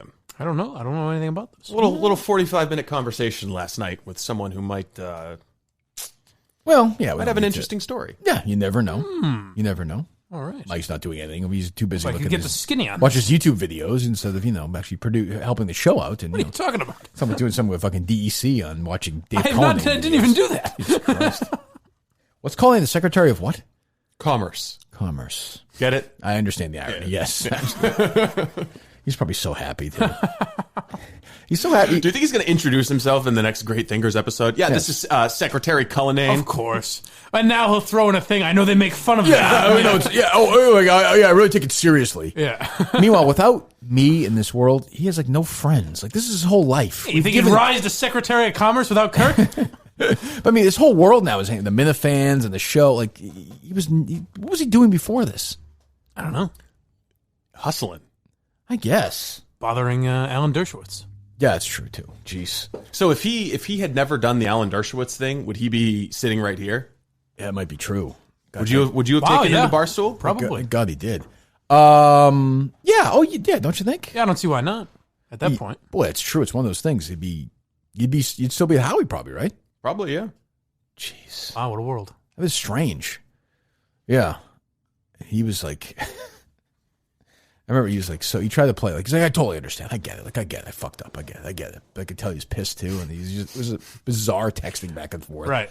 And I figured, then he started doing these tweets where he was being whiny almost a week or two after, and sad. And I was like, my first Cullinane interaction ever this is before I knew how he was. So I was kind of like, did I do something wrong to this guy? I had said on my podcast or whatever, I was like, I'm surprised he got fired so quickly. It seemed like maybe that was a thing where he could get a second chance or something. I don't know, because it was his first day. And then Dave erupted on Twitter. He really? Yeah. Blind Mike saying that I'm complaining about not having a second chance. And I was like, that's not even what I said. Like, I don't even know what he's mad about. Did you ever meet him before he produced the show? The film? No. When he came in to for Steve to train him or whatever. That was the first day I ever met him.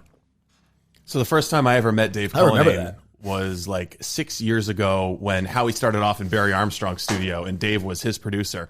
And I just remember him bouncing around the office carrying a thing, the shakers that you put the protein powder in, and then spring it. I just remember every time I saw him, he was walking around with a thing of protein powder, and I was like, "Is this guy like a workout buff? Totally. Is that all he does is exercise?" It's great, yeah. He's an Adonis. Nobody likes him. It's weird. I like him. No. I understand. We all like him. I'm saying outside of this world. Everybody in radio hates him. Oh, really? Yeah. I didn't know that. They think he's a little fucking schemer, which he is. Right. And a little slime ball, which he kind of is. But that's why I like him. Yeah, even the other night. Is there anyone that you like that doesn't like Dave?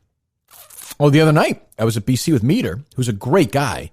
He's like, what's going on with Cullinane? He's like, because he worked with him on that shitty RKO morning show that nobody listened to. That Meter got kicked off of. Right. But he was like, he attached himself to this one talent, and he's like, he basically, he wasn't critical because he knows I like him, but I could tell he was like, I don't trust this fucking guy at all. I wonder how he got that reputation. The people at your old show don't have no use for him. No, they don't. Right. That's they fucking hate him, right? What did he do there? That's a long story? involved, which Cullinane gave me the one. I heard from both sides on the story. Neither one made sense. Neither one interesting. I'll tell you exactly what happened. Okay, here it is. It made less sense after he told it. Pulls out a fucking chart. Yeah, he was like, I went over there. I did 6% of it, and they fucking take 6%. I'm fucking. If I don't take 8%, I'm walking. And I'm like, all right, I don't really care, Dave. It's fine. I wonder what he done. I wonder what the with what? Why everyone in radio doesn't trust him. I don't know. There was no one incident that led to that, or no? Call him up real quick. We'll ask him why nobody trusts him. I'll be curious. Yeah, you'll be curious until he starts talking. I think that this is a fair conversation to have, considering he's Secretary of Commerce. That's true too. I mean, if you're gonna have we gotta vet the guy, It's like that guy was on with the Minifans the other night. Like, these are serious positions. Right. There's no satire involved in this. No. This is all very serious business. What's up, Steve? All right. How many F-bombs? Is he going to answer? Hello. Okay, first of all, congratulations. What the fuck's up? What's going on? Now he's just playing a character. Yeah, what's up? We were just talking about you because we read all the election results. So, Okay. I'm trying to figure out. So I was at BC the other night speaking, and Meter asked me about you after the show and said he didn't like you really. And it seems like everybody in radio doesn't like you, and I don't know why that is. I don't really know why that is either. Jerry told me that. I said the same thing. I don't know why. Was there an incident? Yeah, that led to this? but I mean, you must have. I know you don't have a lot of self-awareness, but there must be Howie Carr's people hate you. The people at Entercom hate you, which is fine with me. Even if they're misjudging you, what do they say? What's the common thread, do you think?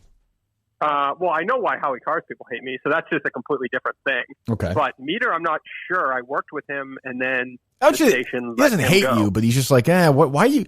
Basically, he was like, why are you associating with this guy? And I was like, that's a really good question. I don't have an answer. That's a great question. I didn't have an answer to it. And by the way, let me just. So I knew you wouldn't answer that.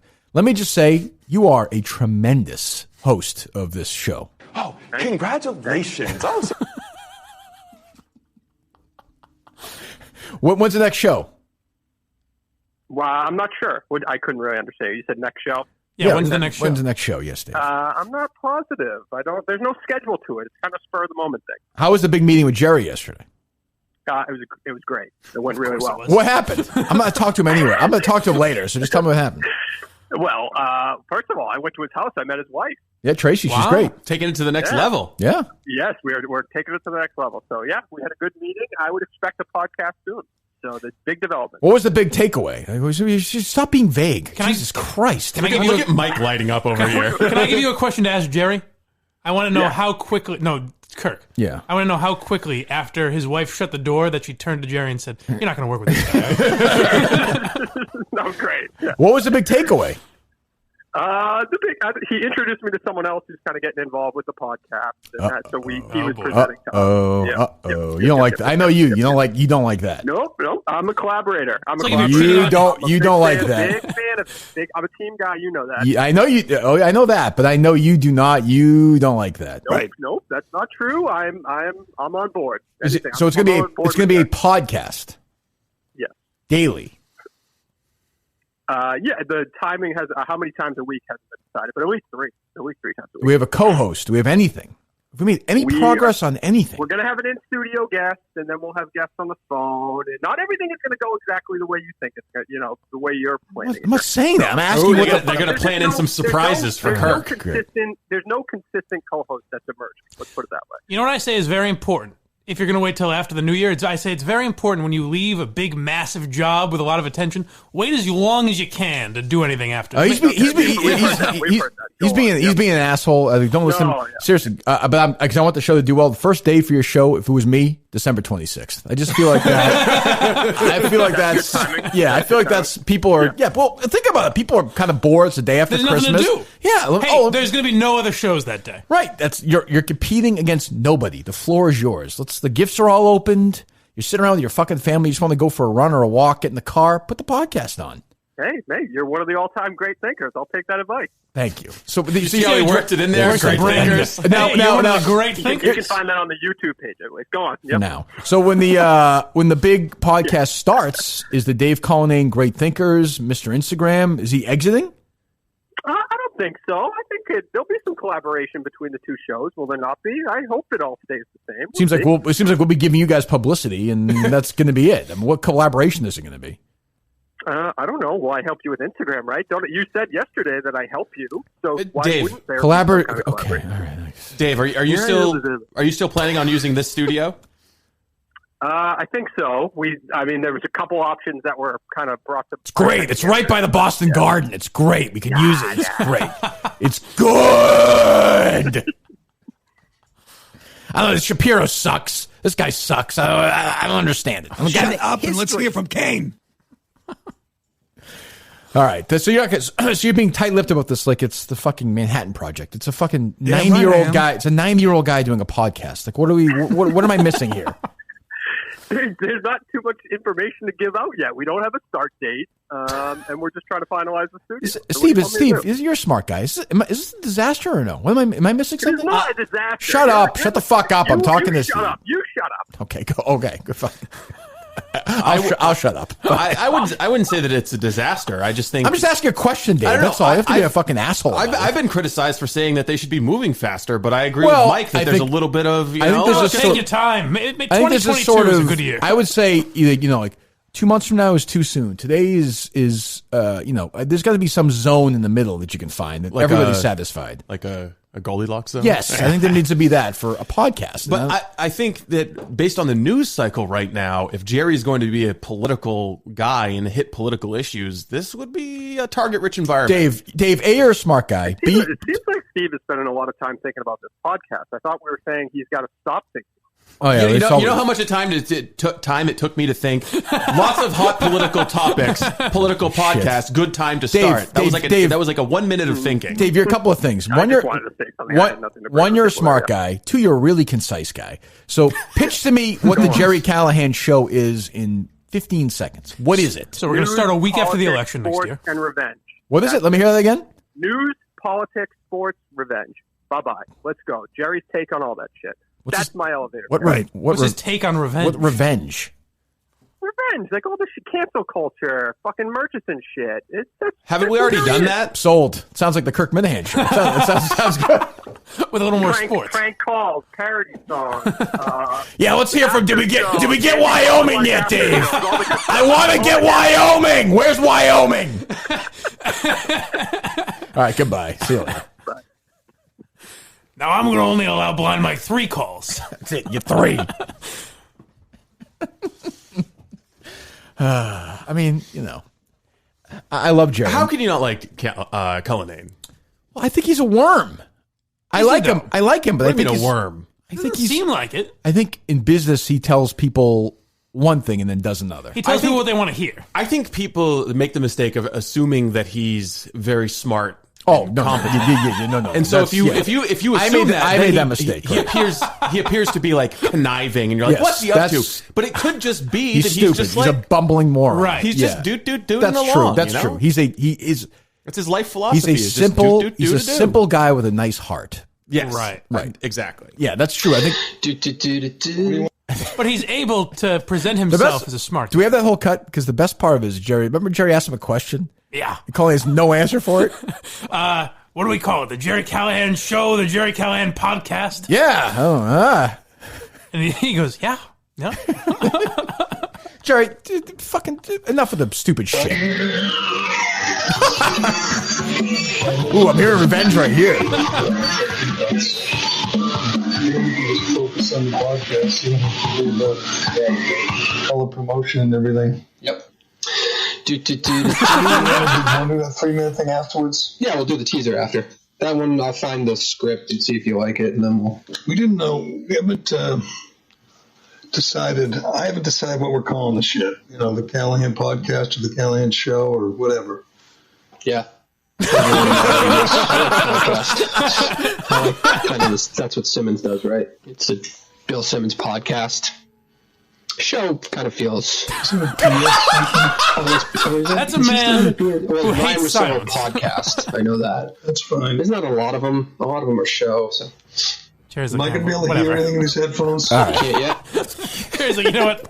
I'm sorry I asked. It was a telling moment at the very beginning where Jerry's like, I haven't decided what we're going to call this podcast. Like, immediately he's like, let's make this clear. It's my show. I like you and everything. You might be here. But you're a fucking idiot. I can't find anyone better. I love them. I put these two together. I think know. That podcast will be good. It'll be excellent. But I do want it to happen. If only so we could play sound of it so I can laugh at it. Let's get moving on this. But I tell you, I know Dave well enough. That new person in the mix. Oh no! Put it this way: is it an on air? Is it a producer? What is it? I don't know. Not on air. It I don't know. Sound like it. But if you were producing a show, like even if it hadn't started yet, and we're working on it, and all of a sudden you came to my house, and I was like, oh, by the way, here's the new person we collab. You would not. Nobody would like that. Right. That's not good. It's kind of what you did with Blind Mike. With you? Yeah. Well, not really though. I couldn't do your job. Yeah, he's not a producer. He didn't do anything. I am technically a producer. You are? Yeah. For payroll purposes. Oh, you don't produce anything. Personality right? / producer. You're neither one of those. He sends. Now that hurts. What do you produce? He sends sound to me. Produce greatness. Yeah, that's true. You do. Producer of humor. If my other prediction is they will not do the show from here. Really? Yes. No. Is that based on some kind of inside knowledge? Or? Yeah. And I do think Jerry doesn't want to do a show. I think in a weird way he doesn't want to seem like he's our little show that we produce. Makes sense. Which I get. I do get that. You know. Steve's thinking about the money. Yeah, of course I am. I know, but I'm just saying. We'll talk to them. I don't know. Maybe I'm totally... No, but I'm just. Are they gonna find a space that's cheaper than this? I don't know, Steve. This is not competition. I have no idea. I hope he does it here. We'll be happy to have him here. But I would say he's not gonna. He would get more of a Kirk Minihane publicity bump if he's doing it from here. There'll Steve, be more I'm not fighting with you on this. I'm just telling you this is where they're at. I think I have no idea. By the way, I have very minimal. I've talked to Jerry a little bit lately, but not much about his podcast because I don't know what's. He's also like, I'm not gonna tell you anything because you're gonna go on the air and talk about it, which is true. Well, I also know Cullinane is listening to this, so I'm just saying you're not going to get a better deal than this. Oh, great. Well, the show's not for you to talk to Cullinane, Steve. Why don't you talk to him on the phone after the show? Come on down to Crazy Steve's. We're giving space away here. Right. Steve has a dream of like a podcasting world where the show's over and there's a bunch of people doing podcasts. I don't think that's a bad dream to have. It's a horrible dream. Content factory. This means there's people here. It sounds awful to me. As long as I'm not here, they can do it. Right. Well, you sneak right out. Why don't you do a podcast? Why the fuck you sitting around? Why don't you do your own podcast? Me? Yeah. I thought we put the Knicks to him doing his own podcast. We did not. We did? I wouldn't do that. That doesn't sound like I thought at one point when we were still at Red 13, you said Blindside Pods, that's over. I think I probably was joking when I said that. Oh, that, yeah. Didn't seem joking. I'm just saying but my point is Mike wanted to talk to a comedian that I don't want to talk to. Well, that's kind of what the after show is going to be. Yeah. More or less. When is that going to be? As soon as we get the video set up in here. My point is, I don't care about that. My point is, if there's a comedian you like, you probably won't want to talk to? Why not grab him for 45 minutes and put it on the YouTube channel? Yeah. Oh, okay. You know what I'm saying? If you want to, I'm just saying it's something that's different. Yeah, I don't know. Like, I think I like the idea of the YouTube channel being sort of a content, not so much like, hey, I like that we have some old stuff, but I don't want it to be this constant, hey, Kirk talked to fucking this guy 4 months ago, where it's more, living and breathing. Yeah. I like that. Good. All right. Well then, done. All right. Go fucking go talk to somebody. Excellent. Go talk to Louis C.K. You got it. That'd be great. You should do a couple of those, like to kick things off. It's gonna be tough to get anyone like that. That's true. Who would I get? Yeah, that's true. Yeah, they're not really talking much. No, they're not. And I think you might have to travel to Cosby. Although he's blind, you might be able to find some common ground. That's true. That's all we'll talk about. You could talk to different famous blind people. That's all that's on the agenda. Bill, is it possible it's just because you were blind? I mean, no. I mean, So I think we get a bad break a lot. You know, a lot of people mischaracterize us. Is he fully blind now, though, or no? Oh, I don't. I think he's playing it up a little. Yeah. Yeah. It's just because that eye is so weird. He's in jail right now, right? Yeah. How much longer is he there for? Is he gonna die in there? I think so. Most likely. That's crazy. Although I will say he's clinging on longer than you'd expect. A lot of these people, once they get to jail, they just give up. Hey. He's in jail like this right now. Bill Cosby's in jail, just fucking like hanging out. So odd. Imagine. Like, do you think they let him tell jokes in the mess hall?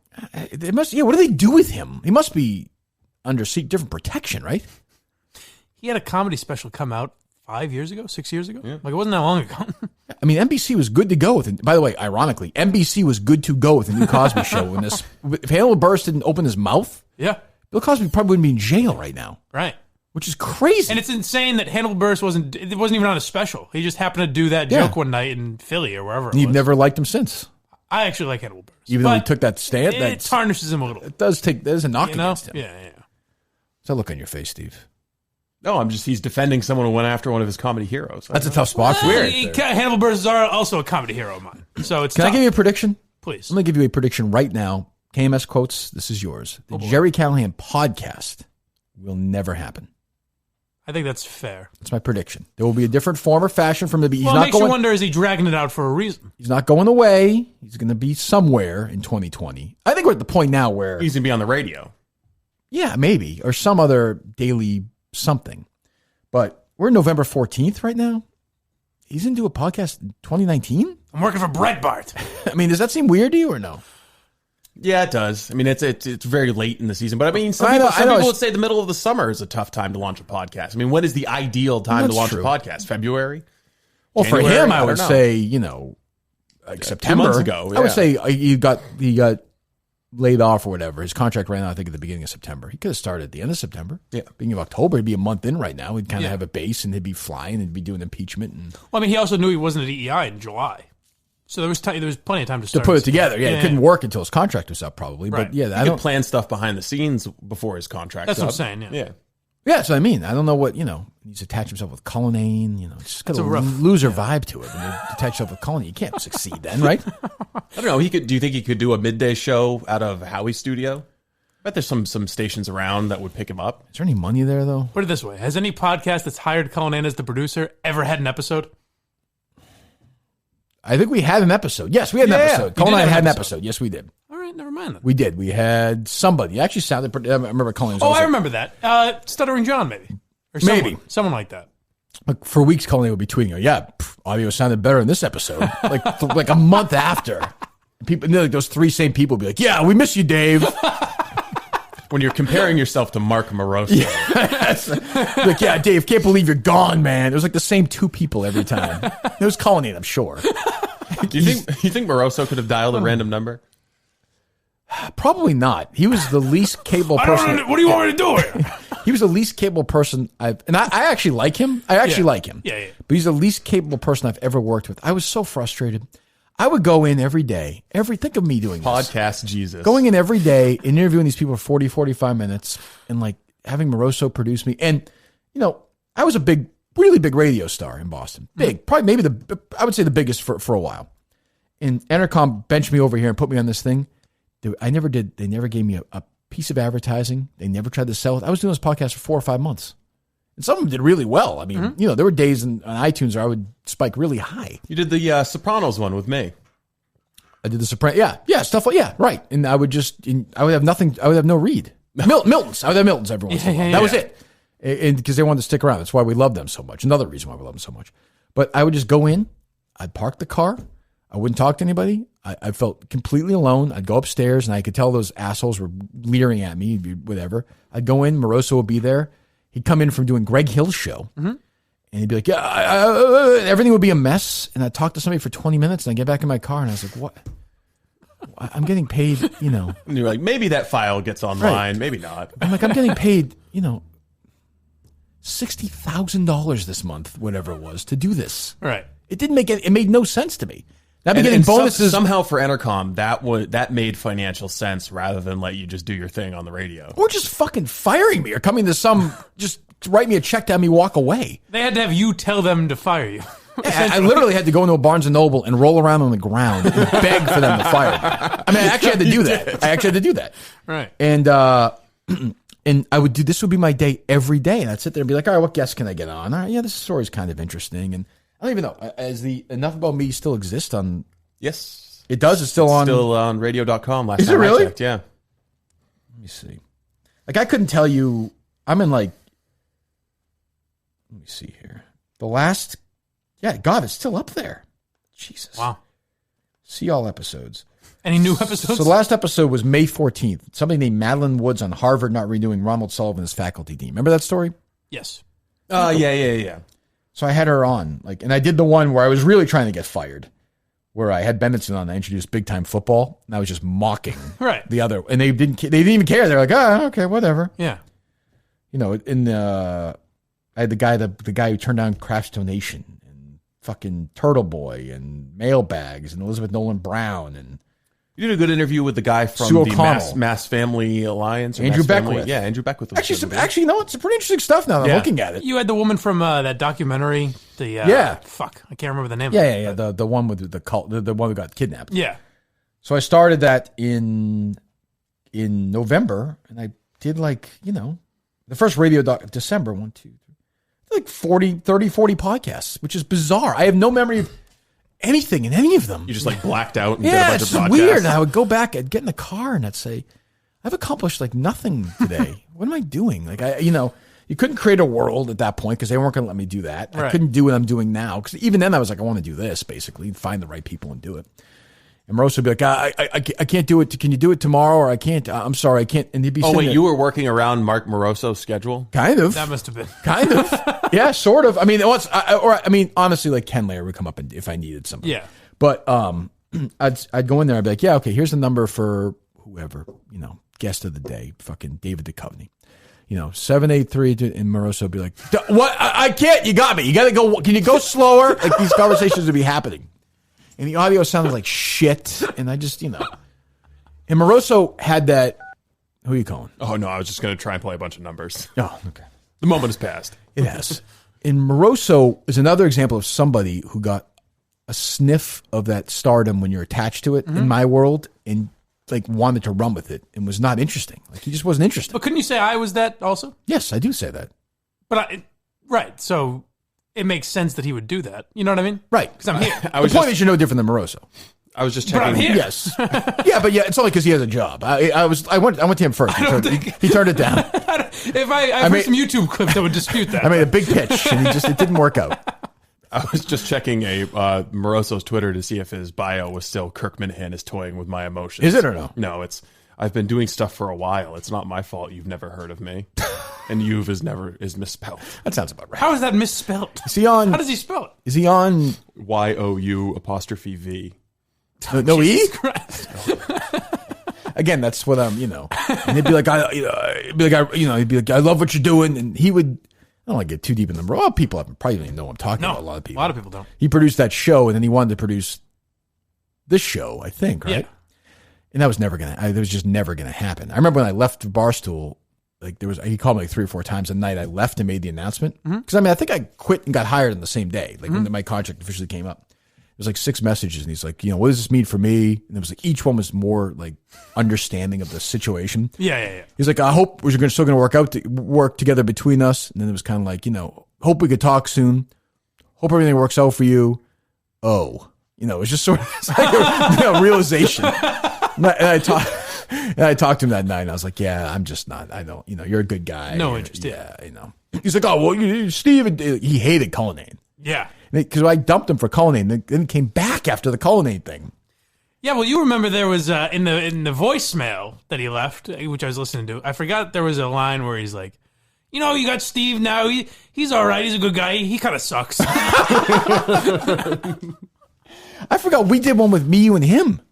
Yes, that never heard the light of day. I will say, though, he did a good job on the last thing that he did for us was the Curtatone interview. He did do well. He got Curtatone on the record lying and saying that he wasn't spending taxpayer dollars on the lawsuit. That's true. So. That's true.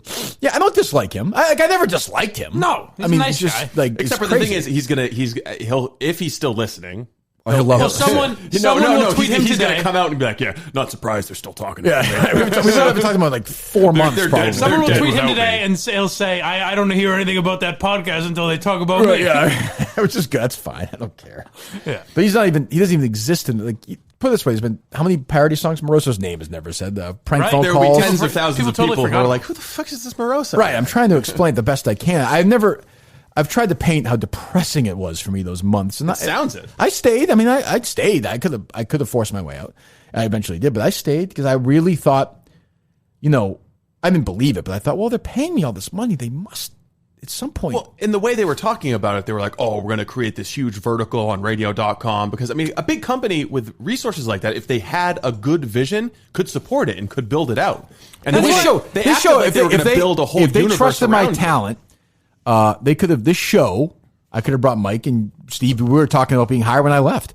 This show could be on radio.com every day. Now, by the way, it would have nowhere near the listeners it does now because the platform sucks. Right. We went to Barstool and I think we have more stuff to play with at Barstool anyway. And even just the idea of fighting with Barstool, we can do that on air. Whereas fights there would have to be, no, don't talk about this. Oh, no, that my life would be like, and I always talk about Mike D., who's, a progressive guy. He's hired many assistants. Well, he has. I believe it. Yeah, no, he has. When he said to me, I had never dealt with him. He showed up one day at a lunch with me and Tim Murphy, and he said, this show's not going to be 100% about sports. I understand that, Kirk, but it's not going to be 0% about sports either. And I thought, well, we're done here. Like, literally, I left and I got in the car and said, well, now I can force my way out. I might even texted Dave that day, or Erica, and said, well, we're good. Yeah, I heard you talked to him. I had several conversations with Mike D, and I got the same percentage thing. I mean, for Mike D to tell Kirk Minihane, I mean, it's just like we're good. Like, you don't know a fucking thing. Like, just so then I was done. At that point, I was done, and it was bizarre. I don't know. I mean, they paid me in that period, that interim period between when I left the show in November and bailed in May, a fortune to do nothing, just to go on and just they didn't even.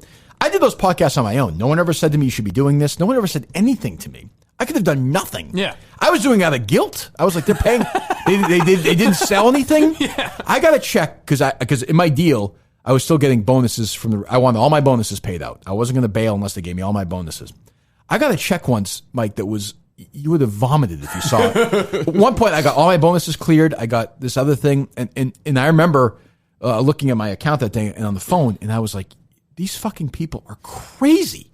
They're giving this money, they're lighting on fire. How many times would I make? I mean, we don't need to get into algebra and calculus here. This is 15. Oh my god! I mean, I almost called him back. I was like, "This must be a mistake." But I looked at it, I was like, "Oh my god, it's actually not a mistake." Did you add 2 zeros to this? Seriously, I was like, "This is the craziest thing I've ever seen." Intercom's share price bottomed out at the start of October at $3.08. They had to pay this guy. No shit. They're up now, though. What are they at? $4.94 a share. I'd buy. That's a hard buy for me. Wow. But it's even like, they brought Francesa back and paid them a fortune, and it failed. Like, they're pissing. It's too late. The radio.com thing, when they pitched it to me, Tim Murphy pitched it to me, and he was a big advocate of mine for years. I'm not a fan of his, obviously. I don't like him. He pitched it to me, though, and I thought, oh, okay. Like, you're going to... I believe them only because they were going to pay me. I was like, well, if you're going to pay me all this... I understood the freedom was not going to be total. But it was going to be more. And it turned out for them, their idea of more freedom means I could say fuck. Yeah, the list. There was no. I couldn't criticize the same, like Sam Kennedy, Bob Murchison, the Boston Globe. I remember believing it because one of the episodes you did, you said the name Bob Murchison. Right. So in my mind, I was like, oh, they'll let him talk about him. Right. But it's still owned by the same person. So I don't know why I believe that. I assumed that it was going to happen until I think we had that conference call, and I heard you trying to explain to like 3 VPs who Michael Bendinson is. And they were like, William Benenson? Yeah, sorry, William Benenson. And they were like, oh, yeah, okay. I It don't was remember just a that. weird I remember that conference call. I remember I was like running outside at the parking lot out behind Howie's studio. It was with Tim Murphy, Mike Sodolano, D, and maybe? Sodolano. It was with the three of them, and just hearing you try to explain the show to them, and they were Sodolano, like, not that people care, but Sodolano He's nice. was throwing another name into the Yeah. world of songs and Yeah. parody accounts. Very nice guy Yeah. who understood that he was the guy who would say to me, look, this just is not a good fit. Like you shouldn't, in a nice way, like you shouldn't be doing this. And I always liked him. I'll always like him. He's the one guy I actually trust and respect there. It was way over his head. Yeah. He's like the Secretary of Commerce versus the President. But well, that's the environment you were talking about, because you put it perfectly, because I've had conversations with the lower level people than you were dealing with. Yeah. But same type of conversation when we were talking about KFC, where if you brought up like, wow, why don't they go after a Barstool guy? Why don't they go after KFC to replace Francesa? No way. They're like, oh, that'd be awesome. Right. And then it just never happens. Yeah, it would never happen. It would never happen. Yeah. I mean, So it's like, why don't you let Kirk do a show? Oh, that'd be great. It's like, well, I'll do it right now. Sure. Like, oh, no, we can't do that. No, and it was, and it was ugly because I left in September. I took a leave for mental health, and they held it over my head and didn't let me come back. And it got ugly. And like a good progressive company would. Incredible. And it got that should ugly. have been more. They should have taken a lot more shit from that. Yeah, but from who? Like Globe? Gary was talking about it on Frat Talk. That's true. I mean, the Boston Globe, Right. who's going to do it? Right. So, Marty Walsh, but, so I would, but I remember that first day I went upstairs there and was sitting there in that booth by myself getting ready to interview somebody, and I was like, this is not going to work. This is just not going to work. Yeah. And it didn't. But it's an interesting question, because I think we started by saying Cullinane. Like, if we were there doing the show today, I think the show would be funny, but I think it would be 40% less funny. Like, we'd still play songs and we've created characters. We couldn't It'd be go censored. We couldn't go after people. I'm guessing. I could be wrong. I don't think that vigil would have happened. No. I'm just going to take a wild guess. But and say that you'd have somebody listening to it and clipping out segments. Sure. Without saying, hey, is this what you want? Oh, that's the other thing. So I've talked about this before. So I would do the show every day. Maybe I'm repeating myself. Maybe it's not interesting, but I don't really care. So I would do the show, and Carlson Mosdy's a very nice guy too, would listen to it and say, well, maybe we shouldn't listen. Maybe that. And Jeff Solano would listen to it and say, yeah, we got to take that part out. There was not one that was not edited. Yeah. There was not one. Every single time. And I'd be running the next day, and Solano would call me. And after a while, I was like, fine. Like, I know. What do you want me to say? Like, he's like, do we really need to bring up this guy? This is a weird transgender issue, I should say. And this and that. Do you think that's just going to piss off David Field? And I'm like, just fucking take it out. Well, we just don't tell you that happens every day here. For all I know, by the way, this show has never aired. We run it by Mikey Fowler and say, hey, is this cool with you? And he's like, I might want to take this out. I mean, literally, this podcast this may all be pretend for all, as far as I know. Like, there's a chance you're making this all up. All these parody accounts, all these calls. And Intercom's had a great day today. Intercom's been paying us to babysit you. That's what I mean, for all I know. But I mean, the difference between me and Jerry, and this is not a criticism of Jerry, is if Entercom called Jerry today and said, we want you to come back and rescue the morning show, he would go? Yes. You would not. Right. There's no circumstance in which I would do that. I wouldn't do it for $50 million because I like what I'm doing. I wouldn't be able to do this here. Right. And what Jerry could do, 98% of what Jerry could do, he did it with Mutt for a year. He could still do it. Yeah, and that's as much as people made fun of that show. I listened to that to get like my news in the morning or whatever. You know what I mean? It was a passable morning show. I'd throw it on the morning, whereas I don't do that with the No. Mutt and Jerry's show is much better than the show now. It wasn't as good as the show with me, but but it was for me, it was a serviceable morning show. Yeah. Yeah. And now there'll never be anybody like Jerry on the radio in Boston sports ever again. They look at it now as like, thank God we survived that mistake, which I would say is the opposite. You say, thank God we had this guy for 20 years. Right. But that's not how they think. That's not how radio thinks. I mean, whoever replaces Francesa is going to suck. Mm-hmm. I mean, fucking total bore. It'll probably be Maggie Bart and a host. Yeah, like JJ Jastrzemski, whatever his name is, who's fucking terrible. But that kind of thinking is only going to hasten the death of terrestrial radio. Completely. Yeah, totally. I mean, the radio is sucking at the same time competitors who aren't on AM, thriving. FM are getting better. Yeah. And even... I was talking to my buddy about this recently. Even if they hired KFC, they would force him with a partner like JJ.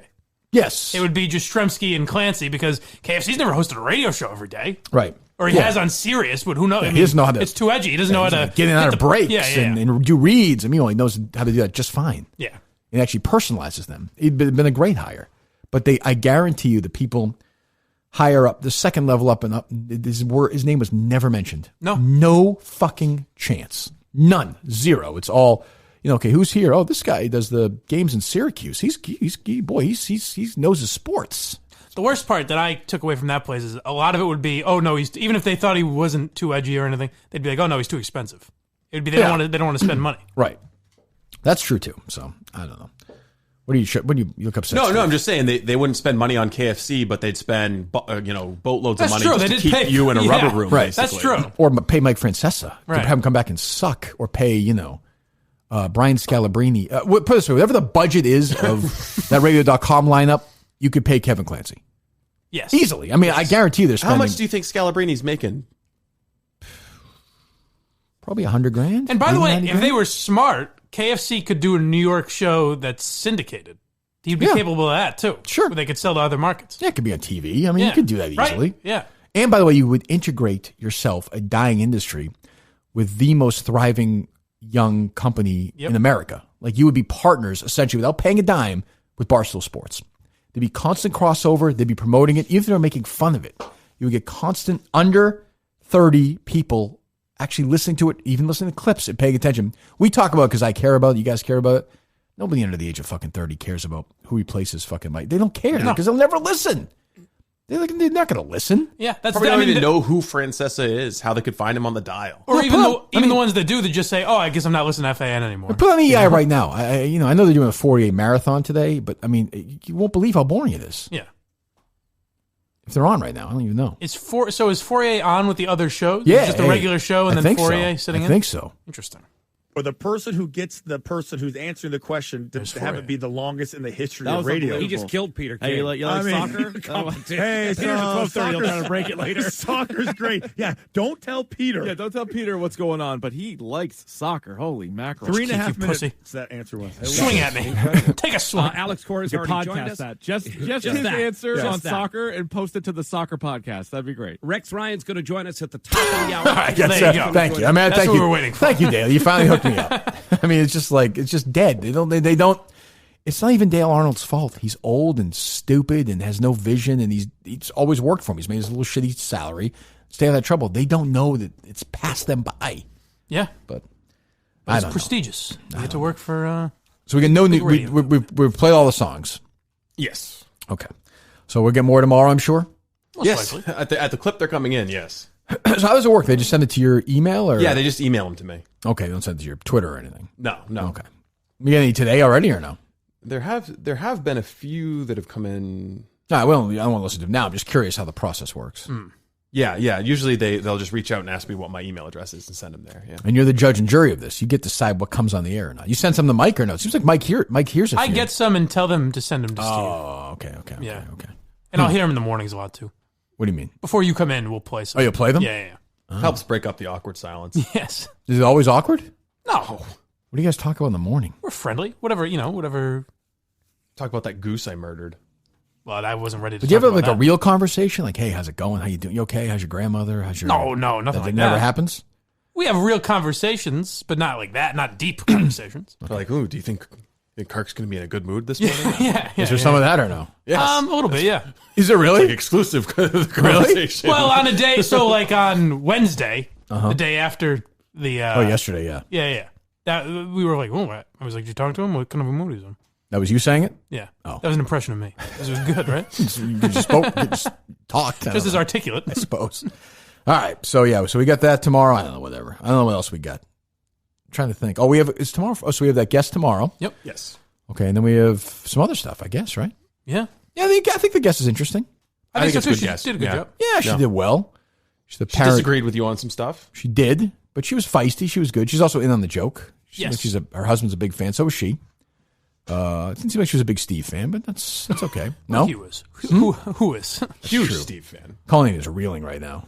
I guarantee you that. Cullinane, Why they call me? that third Jerry. person, that bothers Cullinane. I like that. I like that Jerry's doing that. I can only imagine what relic it is, but still. Even if it's just for sport. What are you doing, know? Steve? I got one that just came in. Okay, but I want to hear it. I told you. We'll hear it tomorrow. What are you so focused on the song for? I just asked how the process works. Another song came in. I was going to play it, but it's a Bruce song. Okay, we'll play it tomorrow. All right, we'll play it tomorrow. What do you listen to immediately, and then you say this is good, this is not good? You make your decision. Yes. Okay. Do you know when you have a classic right away? It's pretty easy to tell. No, I don't Like know. yesterday, you didn't know Steve's bed and breakfast was not a class. You didn't know I that? just got that this morning. Oh, okay. But usually it takes me about like 20 seconds to decide whether or not it's going to be playable, because there's a lot of there's a lot where it's just somebody has an iPhone and they're recording themselves singing along to a radio. That doesn't work. No, that doesn't work. I would say Mama Gary's Touch and Steve's Bed and Breakfast. Tough to beat this week. But Those are good ones this week, for sure. Yeah, those are both this week? Yeah, last 2 days. Yeah, there you go. All right, we're back tomorrow.